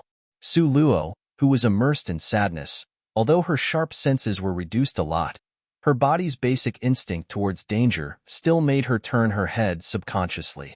This glance made her expression stiffen in an instant, her back gradually growing cold. The person in front of her was enveloped completely in a black cloak, with a slim body that made the cloak seem very wide. It fluttered and floated with the elements. The entire face of the person in front of her was covered by a black hat, but from the atmosphere alone, Su Luo knew right away who it was. Su Luo took a deep breath and subconsciously took a step back. That mysterious person dressed in a black cloak extended a slim white hand and gripped the edge of the hat. With a pull, that black hat was ripped off, exposing a face that was radiating light in all directions. Fairy Yin Xia. Su Luo's eyes immediately shrunk. Fairy Yin Xia looked at Su Luo, her eyes dipped in malicious light. The scorching hot gaze almost burned Su Luo. Su Luo subconsciously took another step back, because she clearly saw the hatred and rage in old witch Yin Xia's eyes. Before, in order for her to escape, she had used the small stone to blow up the old witch's chest area, badly mutilating it. Now, the old witch had found her. How could there be good things waiting for her? A sinister and cold smile hung at the corner of the old witch Yin Xia's mouth. She walked slowly towards Su Luo, step by step. Su Luo subconsciously retreated, step by step. All around, a gale erupted. Huge jade beads, like rain, tumbled down and hit her face, stinging her somewhat. The corner of old witch Yin Xia's mouth gloomily pulled up. Loathsome girl, today and the next year is the anniversary of your death. Accept death. Su Luo's heart was deeply worried, but her expression was as calm as before. Old witch, why didn't the little stone's explosion just kill you last time? Su Luo breathed in through her nose and, with a ghost of a smile, cast a sidelong glance at the other side. This was the biggest grievance in the old witch Yin Xia's heart. Hearing this sentence, she bared her fangs and brandished her claws, she wanting to rush over to tear Su Luo into pieces. Su Luo waved her hand. Wait. For the sake of giving face to your master, say it. What last words do you still have to pass on? The muscle at the corner of the old witch Yin Xia's mouth trembled slightly. It could clearly be seen how furious she really was. Su Luo faintly smiled. My master? Old witch, I have already sent out a letter to him. What letter? Old witch Yin Xia had a very bad premonition. My last words are. Su Luo said it in an as-if by right manner.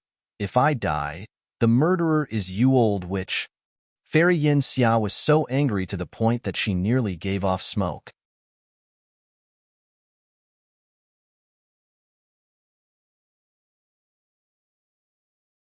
She never expected that this loathsome girl would be so cunning, to actually leave behind a letter beforehand. However, Fairy Yin Xia also wasn't stupid. She wouldn't just be scared by this and dare not make a move. She coldly smiled. So what? Your master originally didn't like me.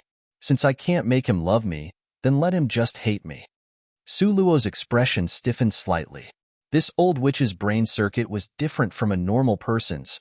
Really wasn't easy to persuade her. What must she do today, so she could escape unscathed? Now, she was deliberately stalling for time. But would Nangong Luyun really return to look for her? No. The old witch was a strong expert from the older generation. Nangong should not be able to deal with her, rather than letting him lose his life in vain. Fairy Yin Xiao walked towards Su Luo step by step, a sinister smirk hanging at the corner of her mouth. Su Luo, step by step, moved back. In the end, she was backed into a corner, her back pressing against the tree trunk of a millennium-old ancient tree. Fairy Yin Xia suddenly laughed coldly. What?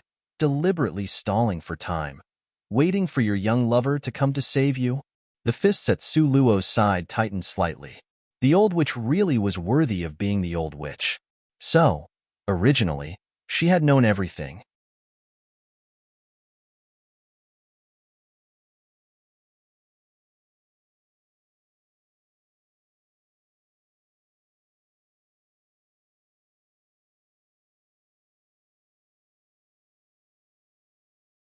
Chapter 979, Moment of Life and Death. 1. Su Luo took a step back. A trace of deep worry flashed through her eyes. Fairy Yin Xia coldly smiled. Since you don't have any last words, then, accept death. Done talking, with both hands in front of her chest, a blazing ray of light burst forth, finally condensing into an intense, transparent ball of light in her hands. The ball of light was bright and scorching hot, with an imposing manner that would make people's heart tremble in fear. Old witch, even if you kill me, what's so amazing about it? You will never be able to compare with my mother. You can't even compare with a toenail of hers. A thick, deep, and cold intent was in Su Luo's eyes. Fairy Yin Xia was furious. Loathsome girl, court death. Under her rage, the transparent ball of light she condensed out started to leak spirit power. Old witch Yin Xia's expression turned increasingly ugly. This loathsome girl, even with death near at hand, she still schemed against her. She deliberately enraged her. Really damned. The ball of light in Fairy Yin Xia's hands was like a scorching sun pressing heavily downwards, carrying an incomparable force. Su Luo's eyes narrowed slightly. In her heart, she was uncertain and deeply worried. Today, she was afraid she wouldn't be able to dodge it. Her survival instinct caused Su Luo to cover herself with nothingness of space. Immediately, she turned around and ran forward. Run, run, run. The wind was blowing beside her ears with whooshing sounds, and the tall ancient trees on both sides seemed to retreat backwards. Su Luo's speed soared to the highest ever since the beginning of history. However, Yin Xia, that old witch, was one of the strong experts from the previous generation. How could Su Luo escape once again? Bang! A violent noise resounded. Su Luo only felt a huge weight like a large mountain suddenly attack towards her back. Like a broken army, unable to resist. This power, it was so huge that it could even crush hills and creeks into a river. In this split second, Su Luo suddenly recalled when Western Jin's old emperor spoke of the matter of how the master of Purgatory City turned the tall and imposing snowy plateau into the heavenly lake. As if in a slow-motion movie, Su Luo's body shot forward from being knocked against. Bang, bang, bang. Su Luo's body smashed apart a countless number of ancient trees and bushes. Su Luo was knocked away no less than a kilometer's distance by this incomparable power, before finally, with a bang, she fell to the ground. So painful. Su Luo felt that, from combining her last lifetime plus this lifetime's experience, today's experience was the most desperate one for her ever. Su Luo was dizzy with blurred vision from being hit, and her 4 limbs were numb. She continuously vomited out blood from her mouth.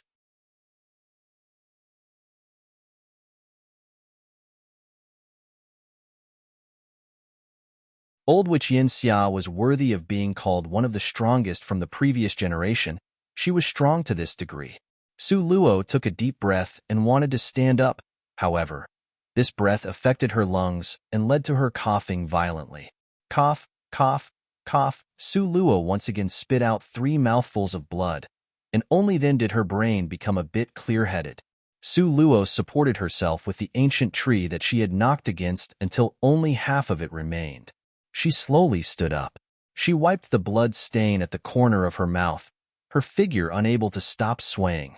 Just at this moment, the old witch Yin Xia had already rushed over. Fairy Yin Xia's gaze had a mocking expression. Seeing the battered and exhausted appearance of Su Luo, the corner of her mouth repeatedly sneered. Scoff, I thought you, this girl, would have more ability. You weren't even able to bear 1/5 of this fairy's strength? Su Luo supported herself by leaning on the tree, breathing very heavily. She weakly sneered. You can only compare yourself to me from the younger generation. If you have the ability, go find my mother to compare with. Fairy Yin Xia was infuriated until she seethed with anger, unable to restrain her rage. Yin Hua, that slut, was a thorn that was buried the deepest in her heart. Now, this little slut before her eyes continuously reminded her and continuously pushed this thorn even deeper. Loathsome girl, since you want to die that badly, then this old lady will help you succeed. Fairy Yin Xia's appearance was sinister, her gaze very fierce. A black palm imprint suddenly appeared in the middle of her palm.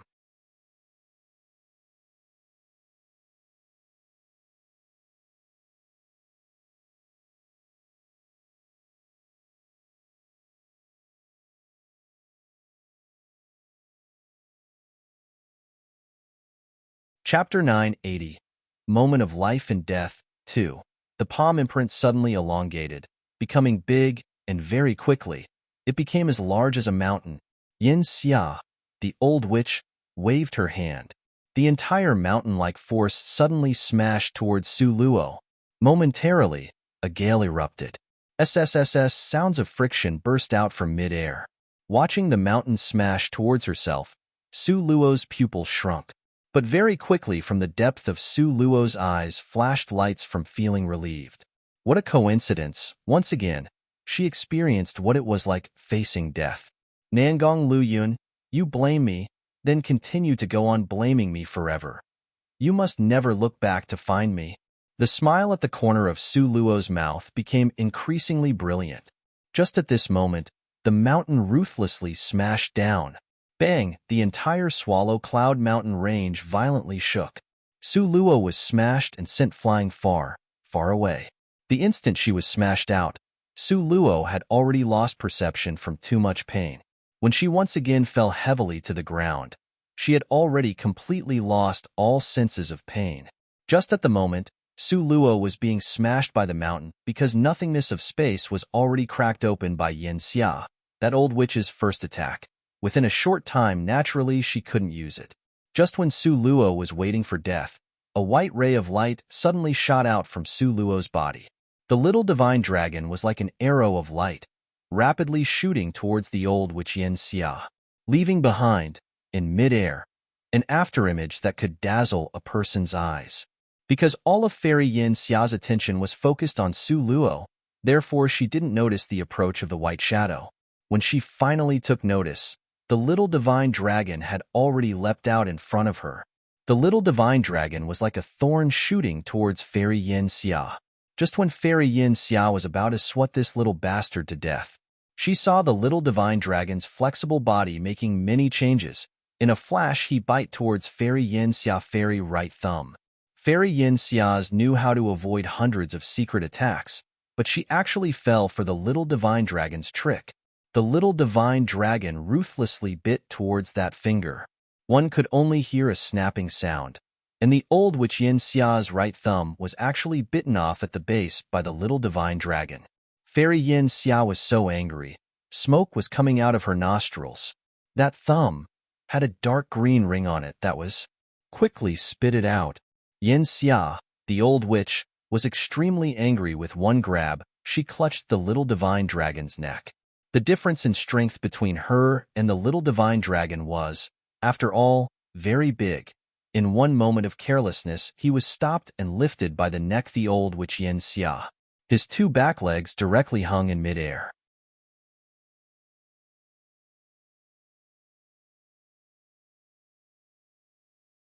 Yin Xia Fairy's strength was too strong, pinching the little divine dragon until his tongue stuck straight out. Both of his eyes turned white. Spit it out. Believe it or not that this old woman will choke you to death? Fairy Yin Xia's face twisted. Her eyes opened wide until they nearly fell out. The little divine dragon's originally large, clear, and monochrome eyes now were bloodshot. His sharp claws ruthlessly slashed towards the old witch Yin Xia's wrist. Immediately, her wrist was drenched with blood. Fairy Yin Xia was so angry that her complexion became ashen. In the next instant, she subconsciously smashed the little divine dragon heavily against a rock. The dragon race was petty and liked to shield their shortcomings. It's not like Fairy Yin Xia didn't know. Therefore, she didn't treat the little divine dragon like she treated Su Luo, by yelling that she wanted to beat and kill him. The little divine dragon was knocked around by Fairy Yin Xia's full force. Immediately, his head turned askew and he fainted. Fairy Yin Xia glared at the little divine dragon with hatred. If she could, she naturally will cut open the little divine dragon's stomach and take out that dark green thumb ring. But she was afraid of the dragon race's power, so Fairy Yin Xia didn't dare to kill the little divine dragon. Even though they were in a desolate and uninhabited forest, she still didn't dare. Fairy Yin Xia could only pick up the little divine dragon and extend her finger in his mouth to fish around. While she endured the nausea, she was also busy trying hard to find it. However, she dug around for a long time, but could not fish out anything.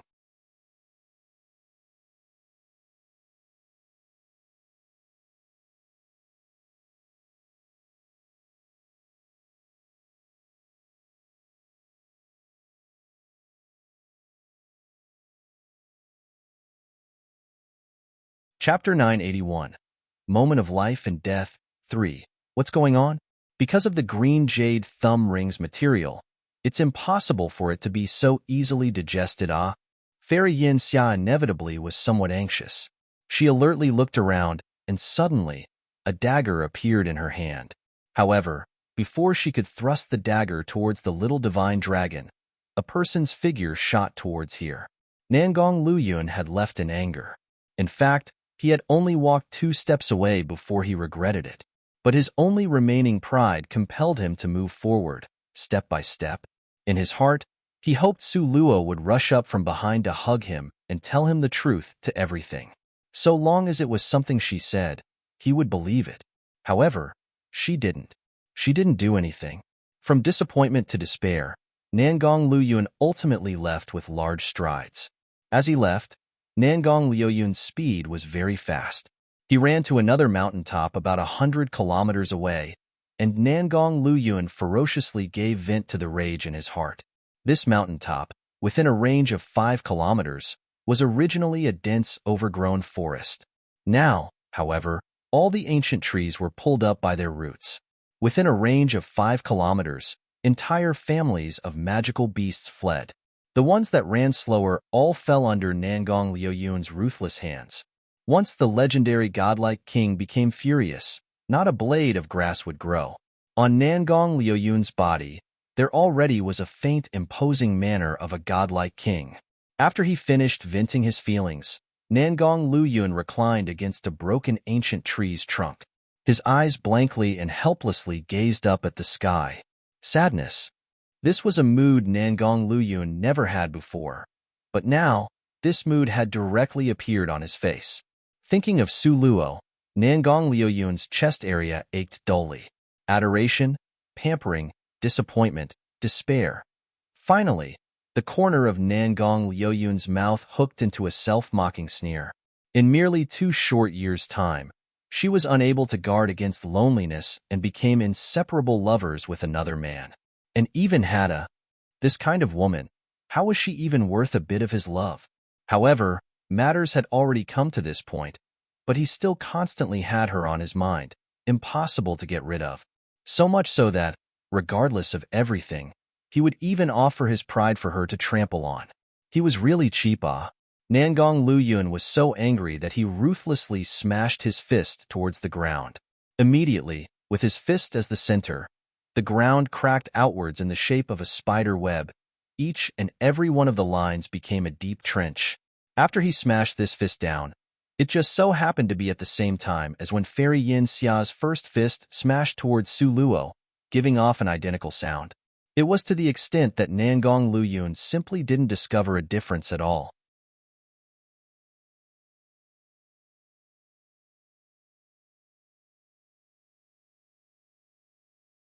Up until an even fiercer second force had burst out, only then did Nangong Luyun abruptly sit up, his gaze shooting towards the direction where it came from. Such a powerful strength. This strength came from that mountaintop. Nangong Luyun suddenly recalled the matter Zi Yin had mentioned on the back of the paper crane. They were in the midst of being chased to be killed by Fairy Yin Xia. In a split second, Nangong Luyun's complexion abruptly changed. His figure flew up and in a flash, shot towards the area where the sound came from. Luo Luo. Nangong Luyun clenched his fists tightly. In the depths of his eyes were anxiety and apprehensiveness. Just when Nangong Luyun arrived, Yin Xia, that old witch, had just retrieved that dark green thumb ring from the little divine dragon's body. It turned out that the little divine dragon had hidden a trick earlier. When he bit the old witch Yin Xia's finger, that green jade thumb ring had already fallen into the pocket on his clothes. This was clothes Su Luo had personally sewn for him in accordance with his build.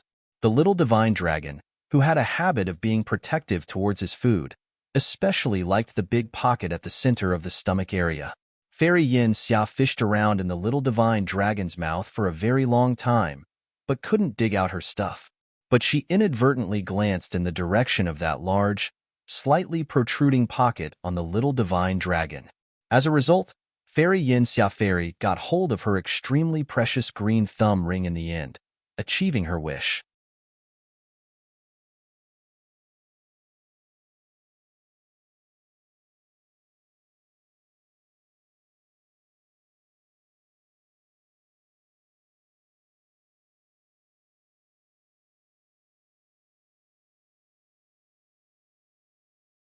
Chapter 982.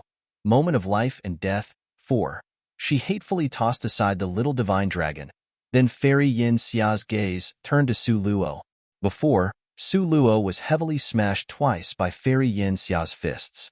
The first time was tolerable, with nothingness of space blocking a little, and some of its strength was lost in midair. As a result, even though she sustained some heavy injuries, it still wasn't life-threatening. However, the old witch Yin Xia's second time, it had contained endless amount of power. Moreover, it was from such a close distance. Su Luo couldn't escape, nor could she dodge it. So she was hit head-on by that strong shock wave. Now, Su Luo lied on the ground with blood flowing out of her mouth continuously. Her body was motionless, as if she already had stopped breathing.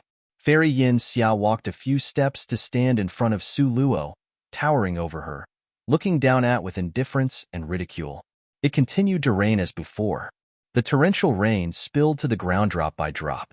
Su Luo's face was already very pale, being fiercely scrubbed by the torrential rain.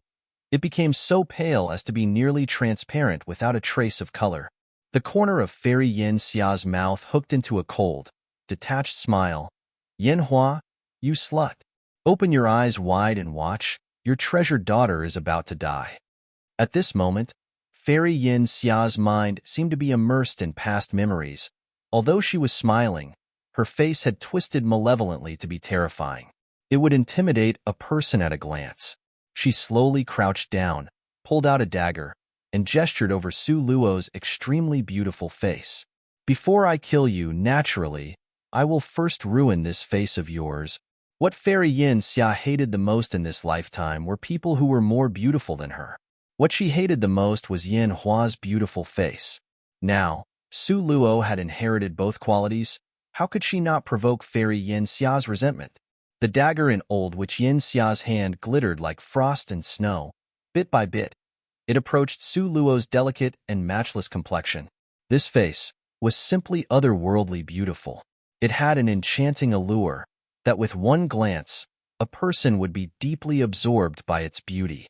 Sinister rays of light flickered in the old witch Yin Xia's eyes. Her dagger shook as it slashed heavily towards Su Luo's delicate face. According to the old witch Yin Xia's strength, with merely one brush, Su Luo's face would be ruined. At this moment, Su Luo silently lied on the ground with gossamer of a breathe, as if, at any time, she could take her last breath and die. Su Luo didn't have the slightest strength to resist. Her little stone, because it had saved her the last time by burning the old witch Yin Xia, it was still fast asleep in her space. The little divine dragon was knocked unconscious by the old witch Yin Xia, his life and death uncertain. Just as the old witch Yin Xia's lowered her blade.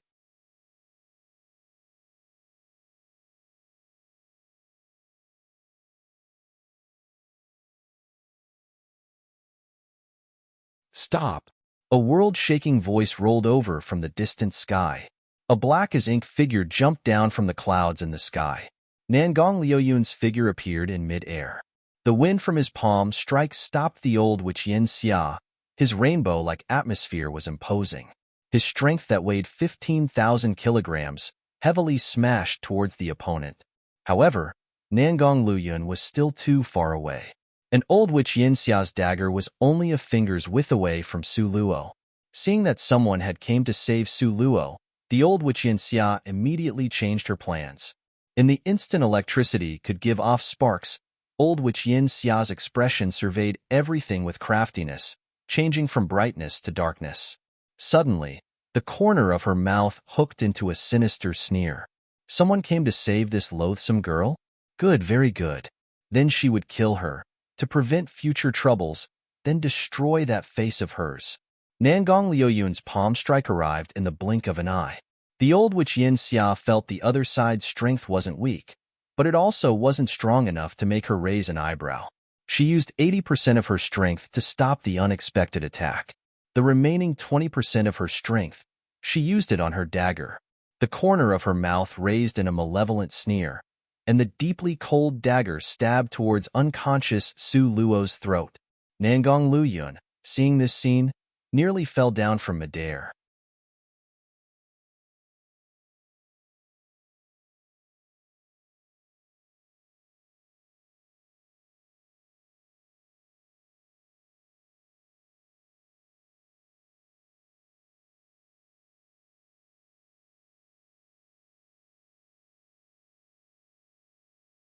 Chapter 983, Moment of Life or Death, 5.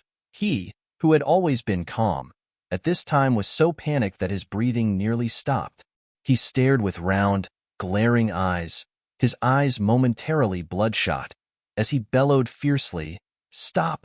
His Luoer that he finally found after searching the entire world. Nangong Liuyun only felt that both his legs had no strength and everything went black in front of his eyes. Right when the dagger was 0.03 centimeters from Su Luo's throat, suddenly a green vine extended out from Su Luo's body. A rustling noise sounded softly. The thick and solid green vine bound the dagger very firmly, layer after layer. Since the beginning, the variant acacia tree had stayed concealed, preserving its remaining strength. Only at this crucial moment did it come out. It knew it was far too weak to be a match for the old witch Yin Xia, so it didn't decide to pull the dagger away. Instead, it took the risk of being seriously injured and bundled the opposing party's dagger to a stop. It couldn't be helped but to say that precisely because of this delay, it snatched back a little bit of time and was ultimately able to save Su Luo's life. Yin Xia, the old witch, had never expected that at the crucial moment, a variant acacia tree would unexpectedly emerge to disturb the situation. Variant acacia tree. Fairy Yin Xia snarled fiercely. How precious of a plant pet was the variant acacia tree to a wood element mage? But it had recognized Su Luo, this slut, as its master. At this moment, Fairy Yin Xia almost wanted to place her hands on her hips and curse out the traitorous god. Couldn't Su Luo, this slut, not have so much good luck? First, she had Mystery Stone that had a formidable fire element.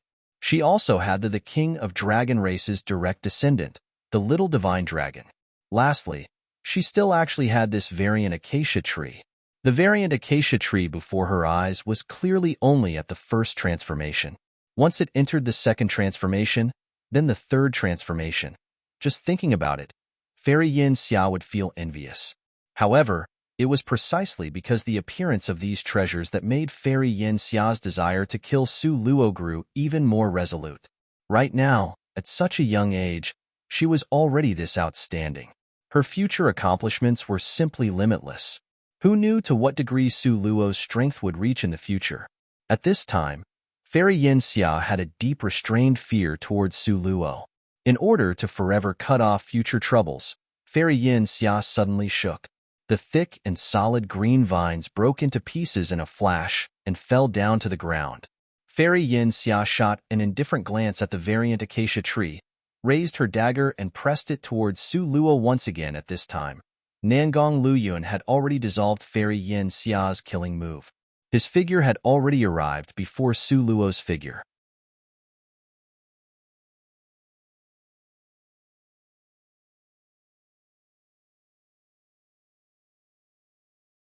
Stop! Nangong Luyun pulled out a spirit pinball from his chest pocket. His gaze was ruthless with an exceptionally dangerous aura. Fairy Yin Xia lifted up her eyes from its corners. She saw that scarlet-red spirit pinball Nangong Luyun held in his palm. Her figure suddenly stiffened in a split second. That spirit pinball was a fire-like red, like the afterglow of the setting sun, incomparably dazzling. After the tin ranks, there was the saint level. And a saint-level spirit pinball was precisely this color. Fairy Yin Xia watched Nangong Luyun distractedly and put away the dagger in her hand. The saint-level spirit pinball was a huge threat to her. She had no choice but to treat it cautiously. Let her go. Nangong Luyun's voice was ruthlessly cold, like ice that had accumulated for a millennium. Cold air seeped through every one of his words. That healthy figure with a sharp and clearly handsome face, at this moment, was enveloped in cold frost, containing a murderous aura. Those seemingly serene eyes concealed a slyness and a perceptiveness that was as sharp as a falcon's eyes. It also seemed to contain endless layers of ice that would make people tremble with fear. Nangong Luyun, who had never revealed his temper, was truly furious this time. Under this pair of falcon-like, cruel, untamable sharp gaze, Fairy Yin Xia's heart couldn't help but to shiver. With regards to strength, as an expert from the older generation, she was naturally the stronger one. However, for some unknown reason, when she came into contact with Nangong Luyun's deathly still gaze, unexpectedly she would trembled slightly from fear.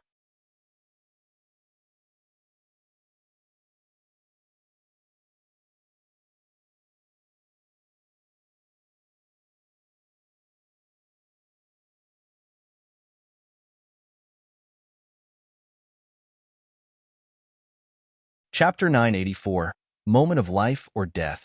6. Fairy Yin Xia knew. In a confrontation between experts, the person whose heart contained fear had already lost. Her gloomy and cold gaze watched Nangong Luyun attentively. With clear enunciation, she said somewhat mockingly, "What? You've come to rescue your little sweetheart?" In the quarrel between Su Luo and Nangong Luyun from before, Fairy Yin Xia had observed it all. Nangong Luyun's eyes narrowed dangerously, glared at her with an ice-cold expression. He said, "Let her go." Nangong Luyun saw Su Luo's complexion was pale with a gossamer of breath left, and his heart ached unbearably. However, his appearance was still as grave and stern as before and didn't express anything else. Fairy Yin Xia let out a cold and gloomy laugh. With one lift, she had Su Luo in her hands. Su Luo's back leaned against Fairy Yin Xia's chest. Su Luo's head hung down softly. Moreover, Fairy Yin Xia's dagger was only half a thumb's width distance away from Su Luo's throat. I said, "Let her go." Nangong Luyun's eyes were like a deep cold pool, powerful without any anger. Fairy Yin Xia laughed coldly. "Give me the spirit pinball. Otherwise, I will immediately kill her." There was a ruthless and crazy expression in Nangong Luyun's eyes. He spoke, stressing each word. "Old witch, your life is very valuable. Are you willing to die with us?" The smile at the corner of Fairy Yin Xia's mouth froze slightly. Nangong Luyun's words were very extreme. If Fairy Yin Xia didn't let Su Luo go, then everyone would die together. That saint-rank spirit pinball would definitely bury all three of them. Fairy Yin Xia's heart wavered, but it wasn't prominent on her expression. She just coldly laughed repeatedly. Don't you love her a lot? Are you willing to let her die? Nangong Liuyun's gaze was cold like ice. He looked at the sliant and uncommunicative Su Luo, then looked at the joyfully satisfied Fairy Yin Xia. Suddenly, the corners of his mouth pulled into a smile. His smile was like a wind that brushed past, but it didn't reach his eyes. Luo Luo is about to die soon.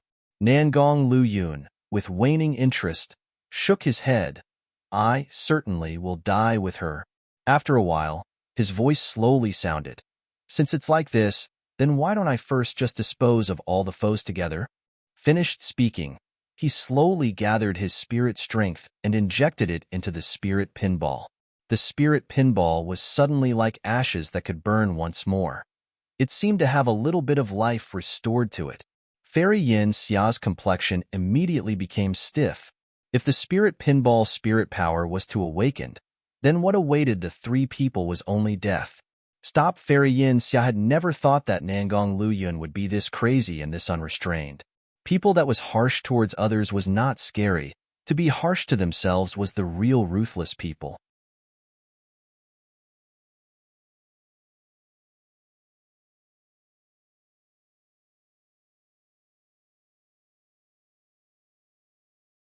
After she yelled out this line, Fairy Yin Xia knew that she was already at a disadvantageous position in this negotiation. She just snorted coldly. The strength of the saint-ranked spirit pinball is tyrannical. Once it explodes, not to mention the three of us, even this swallow cloud mountain will be razed to the ground. Nangong Liuyun's complexion was peaceful with a malicious gaze. He glared at Fairy Yin Xia without saying a word. Fairy Yin Xia humphed angrily. I can hand Su Luo, this slut, over to you, but you must not use your spirit pinball. How's that? These words exactly reflected Nangong Liuyun's intentions. He advanced gradually. Even if he exhausted all his tricks, it was all in exchange for Su Luo's safety. Now that the old witch Yin Xia was willing to exchange Su Luo with him, what else was there for him to be dissatisfied with? Nangong Luyun nodded slightly. His voice was cold and without a trace of undulation. Barely enough. Humph. In this lifetime, Fairy Yin Xia still hadn't suffered this great of a loss. She snorted heavily and directly tossed Su Luo over. Su Luo, this little slut person, was now in his hands. See if he still dared to take out the spirit pinball to threaten her.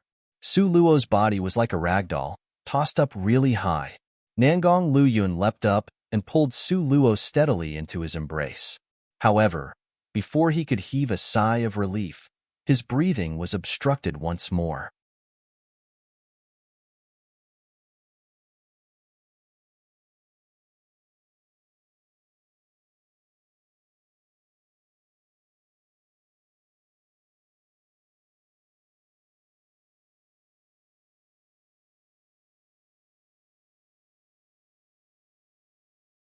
Chapter 985, Moment of Life or Death, 7. At this time, Su Luo's breathing was on the brink of ceasing. Her 5 viscera and 6 bowels had practically shifted. Her entire body had countless number of external injuries and severe internal injuries. Seeing such a weak Su Luo, Nangong Luyun could feel his eye sockets go sour. If he hadn't stormed off in a fit of anger, how would his darling Luo Luo have become? At this time, Nangong Luyun was so regretful that he almost punched himself to death. Just when Nangong Luyun was feeling remorseful and ashamed, Fairy Yin Xia laughed gloomily and coldly as she thrust a long, double-edged sword towards Su Luo's body.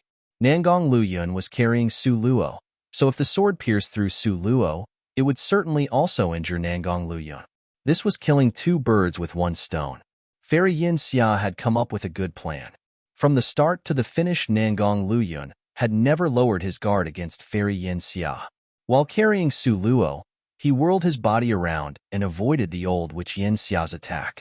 Nangong Luyun took out a life replenishment pill, squeezed it into Su Luo's mouth and forced her to swallow it. Then, he placed her underneath a large tree. Afterwards, he straightened his back and slowly turned his body around. Without saying a word, he immediately executed a killing move. Nangong Liuyun's long double-edged sword danced in the wind, interweaving many exquisite moves. Fairy Yin Xia also had an extremely cold long double-edged sword, a long double-edged sword that was like a clear spring, shining brightly. Nangong Liuyun's expression was like that of an avenging king. His ink-black long hair danced wildly behind him. His eyes were deeply crazy as he swung that long double-edged sword incessantly. The tip of the double-edged sword sparkled, leaving behind many afterimages. One was an exceptionally strong expert from the older generation, the other had the potential to be promoted as the new generation's king of strong experts. The two people flew higher and higher. This area of heaven and earth was ruptured again and again by the two people's sword energy. Boulders rolled and fell down. Nangong Luyun continuously hacked out 21 killing sword moves, full of unstoppable power. Fairy Yin Xia's face contained a sneer. Then suddenly, the double-edged sword in her hand heavily slashed towards Nangong Luyun. This move contained the strength of heaven and earth, like claps of thunder that weighed 150 kilograms. Bang, bang, bang. SSSS, SSSS, SSSS. Sword interweaved with sword. An electrical spark suddenly appeared. The swords of the two experts finally clashed, determining who was superior. Nangong Liuyun's sword was being pressed to the bottom. The blade was being fractured, centimeter by centimeter. Finally it turned into fine powder. The sneer in Fairy Yin Xia's eyes became increasingly stronger.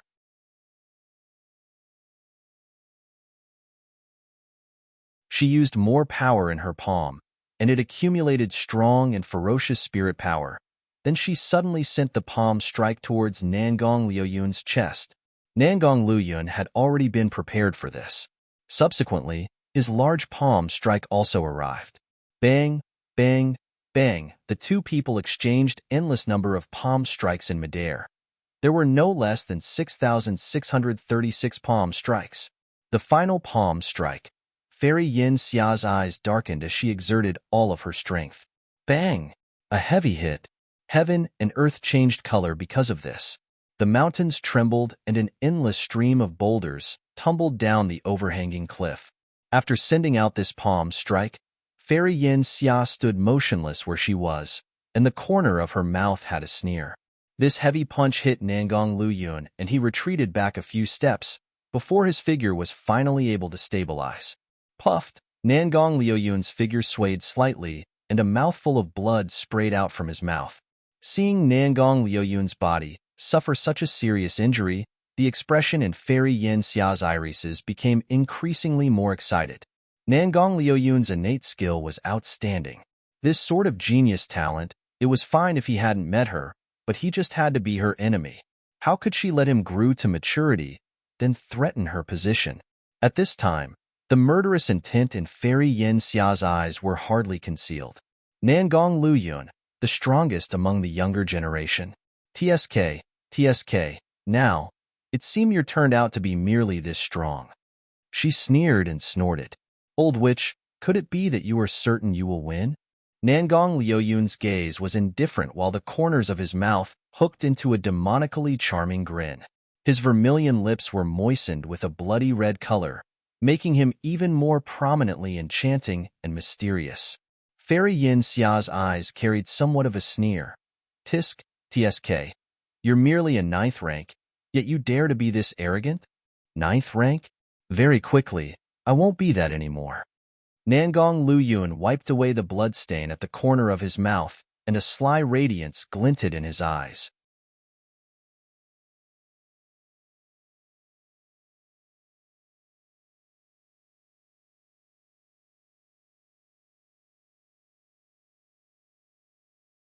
Chapter 986, Advancing to 10th Rank, 1.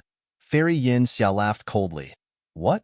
You can advance a rank in such a short time? Why can't I? Nangong Liuyun's gaze was ice-cold and taunting.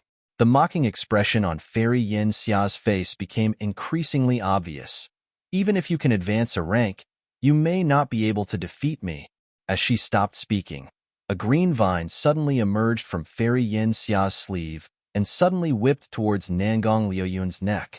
Nangong Liuyun's long sword had already been smashed into pieces, and he had no other weapon in his hand. A golden light burst out from Nangong Liuyun's wrist, and a golden blaze spread all over the green vine. Tisk, just this insignificant strength, and you still dare be so arrogant. Young one, go die. A crimson fireball suddenly appeared in Fairy Yin Xia's hand. The fireball smashed towards Nangong Liuyun's body like a high-speed meteor.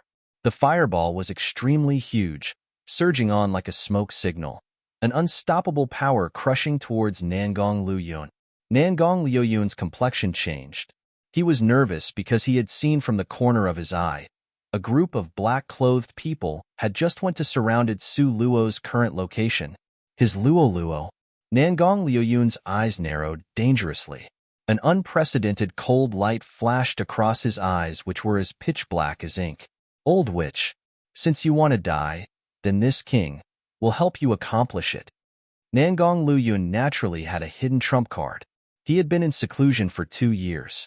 If he merely advanced by 1 rank, then it would truly have wronged him. In fact, Nangong Liuyun had already touched the threshold of the 10th rank. Just when he wanted to release his spirit strength to make a breakthrough, Ziyan's letter had arrived. As a result, without demur, he immediately rushed over. Breaking through to advance a rank or whatever had all been thrown to the back of his mind. There was one dividing line between the 9th rank and the 10th rank. As to strength, one was like heaven and the other like earth. Not to mention, Nangong Liuyun's body was truly not like an ordinary person's. So, when he advanced, the lightning trial would be extremely terrifying. One moment of carelessness, and even his life would be extinguished. Before Nangong Liuyun carried Su Luo, he had already placed the lightning protection bead on Su Luo's chest. Therefore, the effect of the lightning trial would drop to the lowest for Su Luo. Fairy Yin Xia watched Nangong Liuyun avoid her attack, and afterwards, he actually sat down and crossed his legs. She couldn't help but be secretly puzzled. Could it be that this youngster said he would advance a rank, and is really going to advance? Nangong Liuyun's actions made Fairy Yin Xia's heart grow cautious, and she did not immediately move to kill him. Just when Fairy Yin Xia was distracted, in a flash, black clouds densely covered the sky.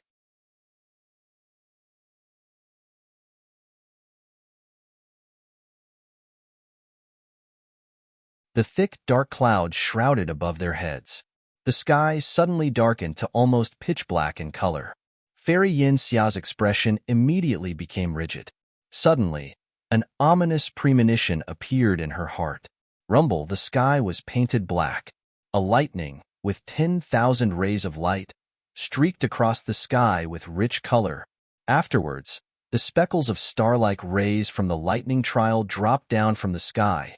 One could only hear the crashing sounds, and the rumbling sounds resounded continuously. For a moment, the sky was like a sea of lightning flowing down with tremendous thunder rolling by. In a flash, Fairy Yin Xia's complexion changed greatly. Nangong Liuyun was merely passing through to the 10th rank. Why did he draw in such an intense sea of lightning? How could this be possible? Could it be that he himself was of the lightning element? Fairy Yin Xia had no time to deal with Nangong Liuyun, who sat cross-legged in meditation on the ground. At this time, the thunder and lightning in the sky surged on, radiating with purple light. The entire heaven and earth was dazzling like fireworks. It was extremely beautiful, but had brought endless dangers with it. This was not merely just 1 or 2 strikes of lightning, but an entire sea of lightning flowing down from the sky. This kind of formidable power was rarely seen in 100 years. Even though Fairy Yin Xia was an exceptionally strong expert, and she could keep off 1 or 2 strikes of lightning. However, when that endless lightning struck her body, how could she stop it?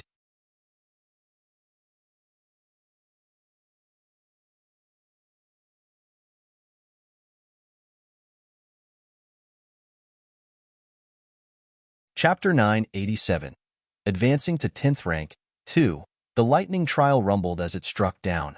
Those black-clothed people that were originally headed for Su Luo, how could they still dare to take even half a step forward?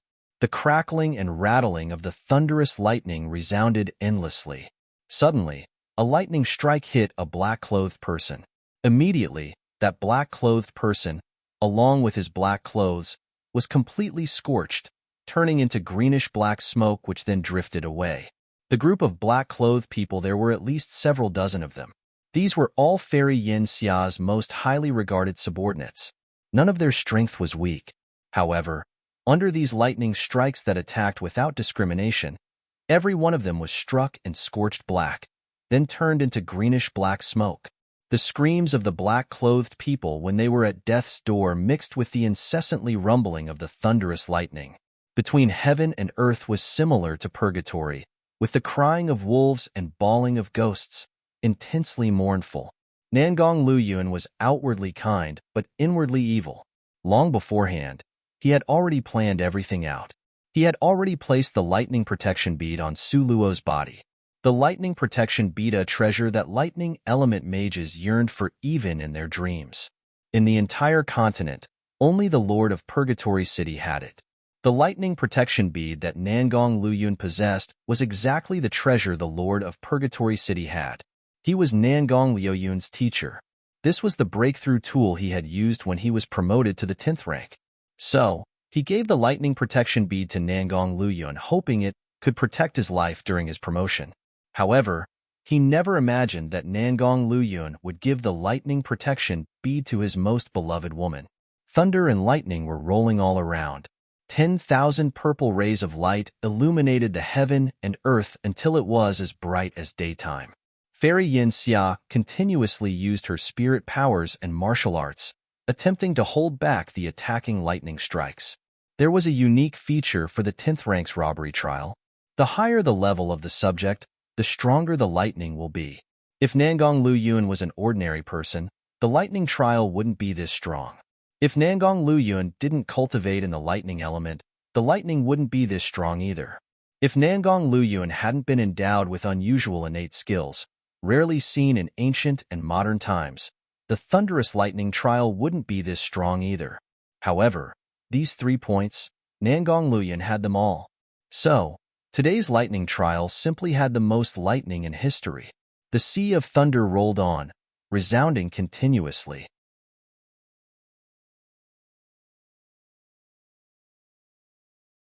Under the rolling sea of thunderous lightning, nothing existed between the heavens and earth anymore.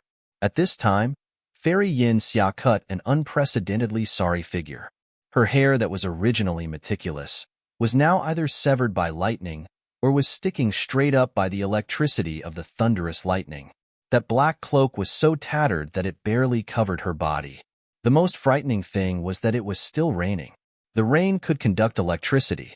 So, Fairy Yin Xia's body crackled and rattled incessantly, with sparks flying in all directions, like fireworks that had been set off. If Fairy Yin Xia's body was in its best condition, she might still have a chance to escape. However, previously, she had been injured by the little stone, and the injuries on her body hadn't healed yet. This time, she also encountered an unprecedented lightning trial, and during the trial, there was also heavy torrential rain. All of this was like a demonic hand dragging Fairy Yin Xia into the abyss of hell. The thunderstorm was endless. Don't know how many thousand-year-old ancient trees were destroyed. Don't know how many magical beasts were struck and scorched. The lightning element divided heaven and earth. Nangong Luyuan had both his legs crossed as he sat and continuously absorbed the lightning elements. As for the lightning trial that was originally supposed to strike his body, he naturally had Fairy Yin Xia to obstruct it. Even though it was like this, Nangong Luyuan wasn't entirely without injury. If he had the lightning protection bead, Nangong Luyuan would naturally be able to avoid the lightning safely and without any injury. However, at present, he could only stiffly bear the violent pain that came when the scorching lightning struck his body. Puff, a thunderous lightning struck Nangong Luyuan's back. Nangong Luyuan only felt that there was something sweet in his throat, and a mouthful of blood sprayed out. Yet another lightning bolt had smashed down heavily.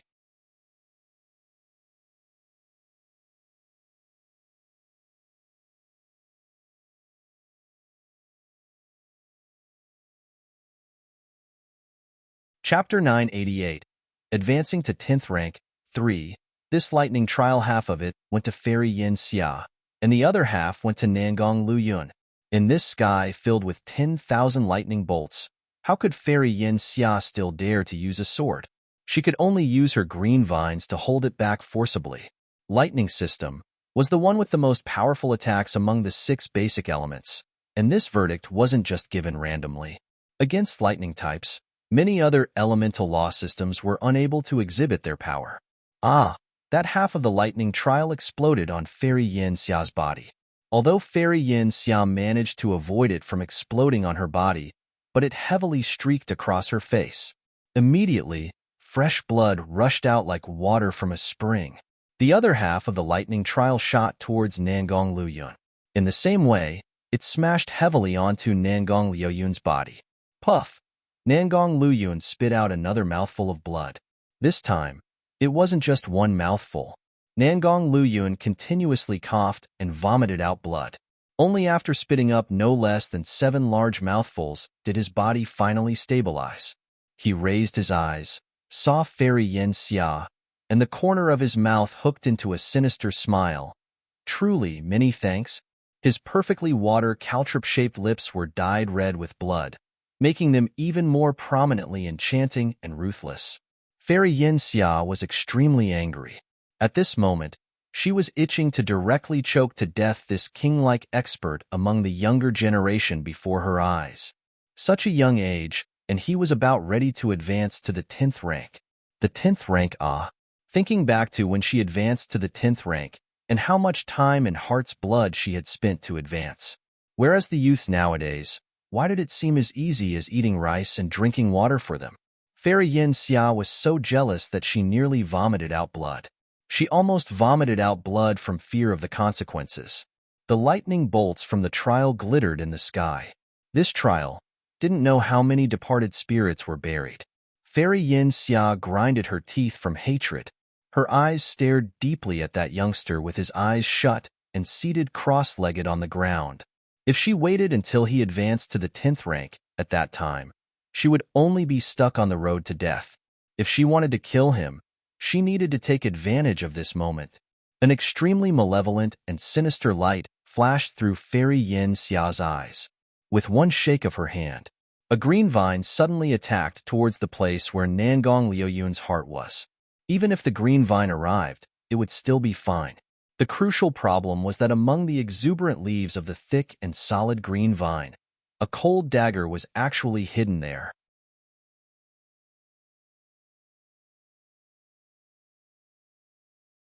Who would have thought that the dignified and exceptionally strong expert Fairy Yin Xia would actually be this shameless as to use an assassination technique? At this moment, Nangong Luyun still had his eyes closed, his figure motionless, seemingly completely unaware of the approaching danger. However, at this moment, Nangong Luyun felt a railed energy clamoring to get out, continuously rushing out wildly. The matter was just this coincidental. Or it could also be said that the heavens were helping Nangong. Just right when the green vine carrying the dagger was a distance of 10 centimeters from Nangong Liuyun's heart, suddenly Nangong Liuyun's entire body burst out with purplish-red rays of light. This purple radiance had the inexhaustible powers and thrust of heaven and earth. Crashed with Nangong Luyun at the center, an endless force exploded outwards. The dagger that was only 10 centimeters away from Nangong Liuyun's heart, under this kind of shockwave, was actually forcefully hit back. The green vine that had carried the dagger was thrown back. Fairy Yin Xia watched the dagger approaching with a tumultuous momentum and was immediately stunned. In the end, what exactly happened? Before she could understand, she heard a poochie sound ring out softly. Then that dagger unexpectedly thrust into her arm. The matter wasn't over. Just when the dagger was thrust into Fairy Yin Xia's arm originally, the thunder and lightning that had already slowed down, at this moment, it was as if it all had gone crazy and began to condense once more. The originally thin strip of thunder and lightning were unexpectedly condensed into one massive ball of light. The ball of light was very large, enormous. It emitted out endless dazzling purple light and gave off sizzling sounds. This ball of thunderous lightning strength was formidable, simply shocking.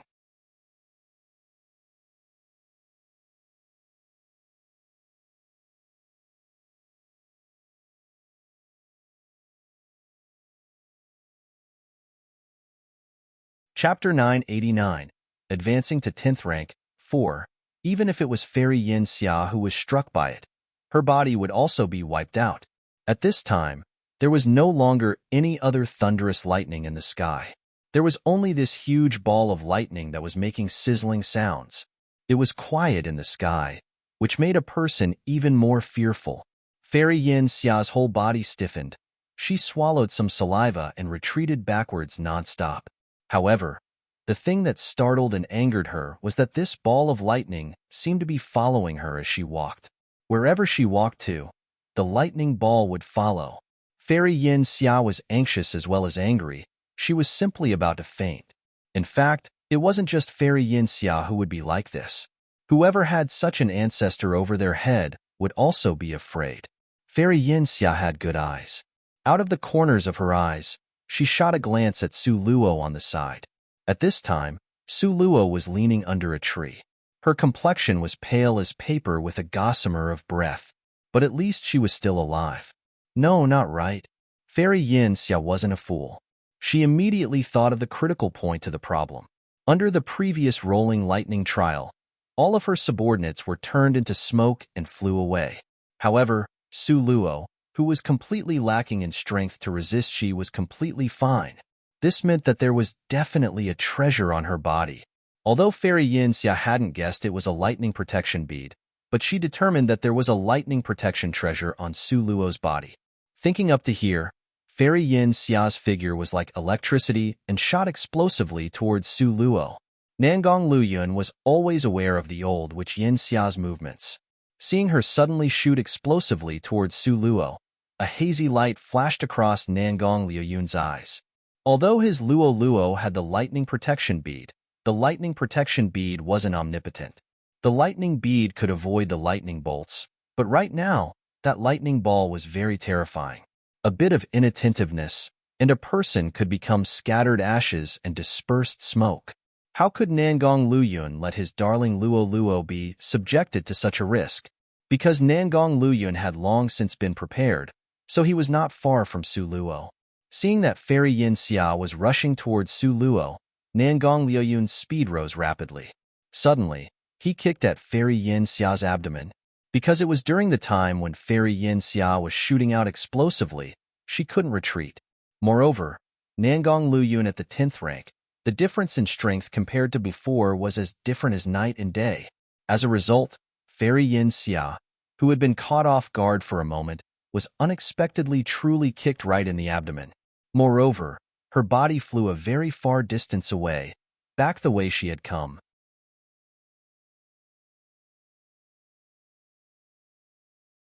Thump, thump, thump, Fairy Yin Xia's body hit against a protruding boulder. The very tall mountain peak was unexpectedly leveled to the ground from bumping into her. Lastly, Fairy Yin Xia fell into a pool. During a time of thunderous lightning strike, and she fell into a pool. This was a great fear. Fairy Yin Xia endured the sharp pain in her abdomen and jumped up suddenly, wanting to fly ashore. However, it seemed that the gods also weren't standing on Fairy Yin Xia's side. Just at this moment, that thunderous lightning in the sky finally finished condensing. That lightning ball pushed down lower and lower finally. The lightning ball, over the entire surface of the pool, directly smashed downwards. No, Fairy Yin Xia's expression changed quickly. Purple light radiated out repeatedly, such that it changed the colors between heaven and earth. I don't want to die. Ah, ah, ah, ah. A mournful, tragic scream resonated endlessly. The thunderous lightning exploded open completely. The power that burst out of the lightning ball was so formidable, it was unsurpassed. Nangong Luyun had already carried Su Luo in his arms to rush forward with flying speed. Run, run, run. At this moment, the lightning bolts exploded and space was in disorder. Nangong Luyun didn't dare rip apart space. Moreover, in order to rip apart the space, a price needed to be paid, and right now, he couldn't afford to pay it. Nangong Luyun carried Su Luo, pointed his foot in the right direction, added strength, and rushed forward wildly. Behind him, the force of the lightning ball's explosion extended out and continuously followed him. Under the lightning-colored rays of light, The land was scorched black. Not even a blade of grass was left. The speed at which the lightning rays spread was even faster than Nangong Liuyun's rushing speed. In the final moment, Nangong Liyun tossed Su Luo far away.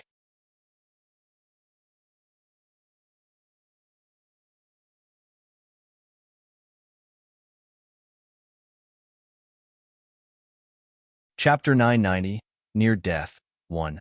Of course, in the instant when he threw her out, he used his last remaining strength to wrap a protective layer around her so that she would not be injured when she fell.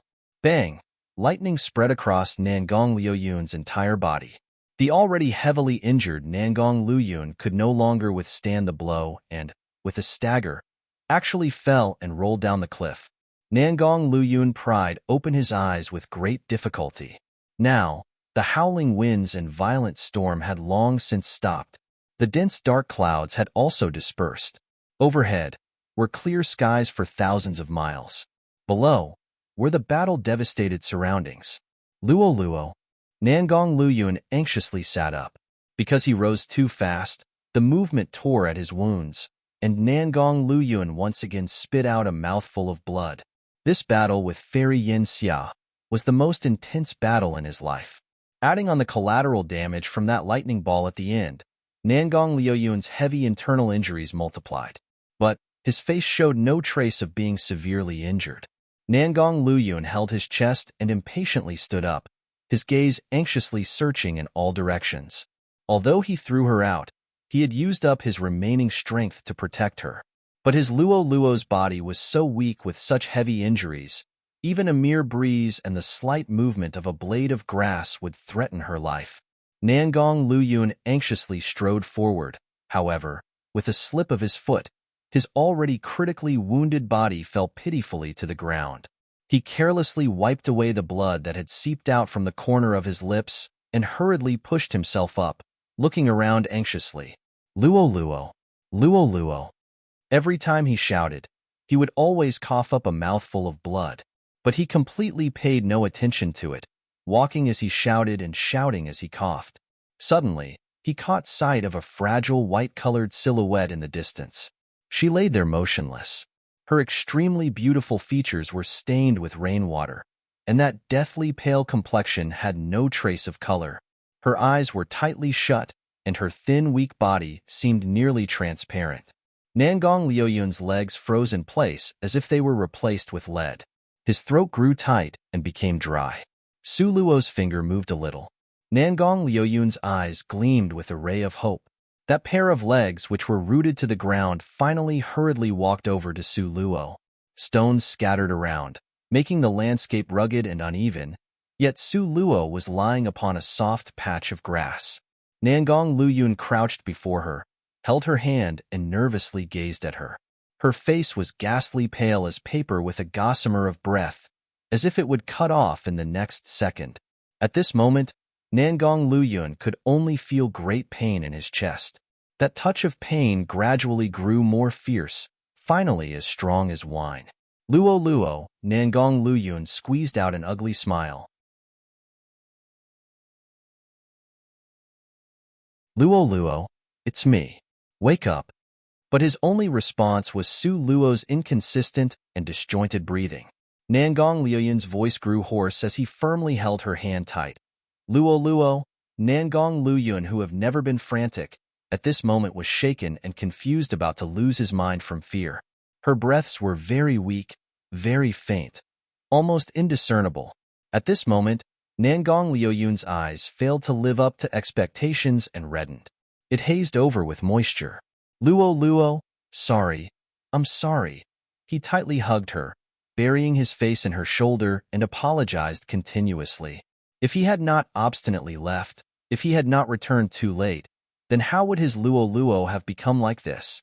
Nangong Liyun's suppressed sobs involuntarily escaped intermittently, but his reply was Su Luo's tightly shut eyes and gradually cooling body. Nangong Liyun abruptly discovered her body's condition, and his complexion turned pale as snow from fear. Luo, quickly wake up. Nangong Liyun frenziedly shook her body.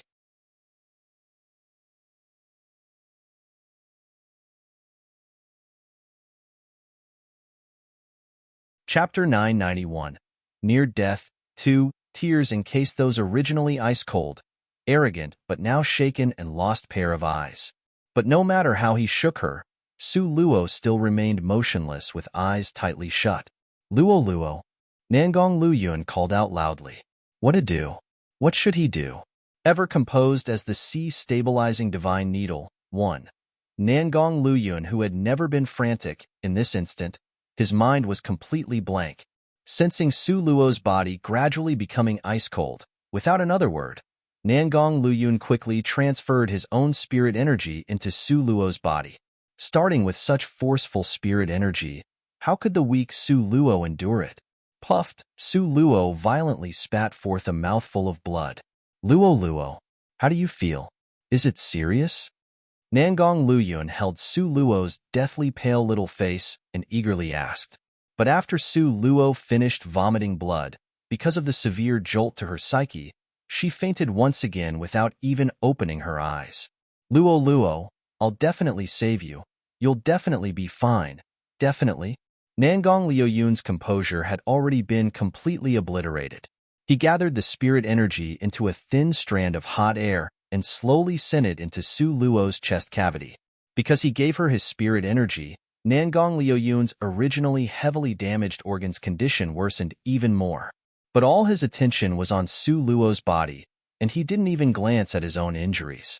Nangong Luyun maintained this posture, and the delicately thin spirit energy flowed endlessly into Su Luo's body like a small brook. Su Luo's originally body that was becoming ice-cold, after accepting this strand of spirit energy, gradually began to recover. Although the recovery was extremely slow, barely visible, but Nangong Luyun was already ecstatic to the point of going insane. With a trembling hand, he carefully compressed his spirit energy and sent it to Su Luo in an endlessly stream. He maintained this position for a full 3 days and 3 nights. On this day, the skies gradually grew dark again. Nangong Luyun glanced at the skies, and his ink-black eyebrows slightly creased. It was about to rain soon. He gazed tenderly at Su Luo in his arms. Her palm-sized small face remained ghastly pale, and her breathing was still weak. But compared to before when he found her, her condition was already a bit better. Nangong Luyun carefully picked her up, as if he were carrying the world's most precious treasure. Below the cliff was scattered stones and a rugged landscape, with no way out. These few days, while treating Su Luo, Nangong Luyun's heavy injuries had also gradually recovered. Nangong Luyun carried Su Luo, with a few jumps, flew up the cliff. Above the cliff, as far as the eye could see, was charred land. Once, this was Swallow Cloud Mountain Range's highest cliff.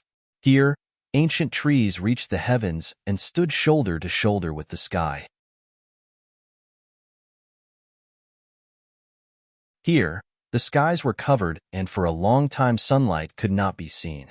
Yet, ever since that great battle and that incomparably powerful lightning ball, this jungle area had instantly become a stretch of scorched earth. Hundreds and thousands of years of nurturing, now only ashes remained. Suddenly, Nangong Luyun's eyes flashed slightly. He actually saw a mound of scorched black earth, not far from him, move slightly. Nangong Luyun held Su Luo protectively to him, deeply afraid that she would suffer a tiny bit of mishap. That very small lump of black earth was slowly lifted up. Very quickly, a tiny animal drilled out from below. One could only a pitch-black body, nearly unable to discern its original appearance. But those pair of foolishly adorable, watery, large eyes let Nangong Luyun recognize it with one glance. The little divine dragon. That small thing looked as if it was entirely smeared with ink, was actually that most precious bloodline among the dragon race, the little divine dragon. Little divine dragon defensively stared at Nangong Luyun for a while. Suddenly, his gaze turned towards Su Luo.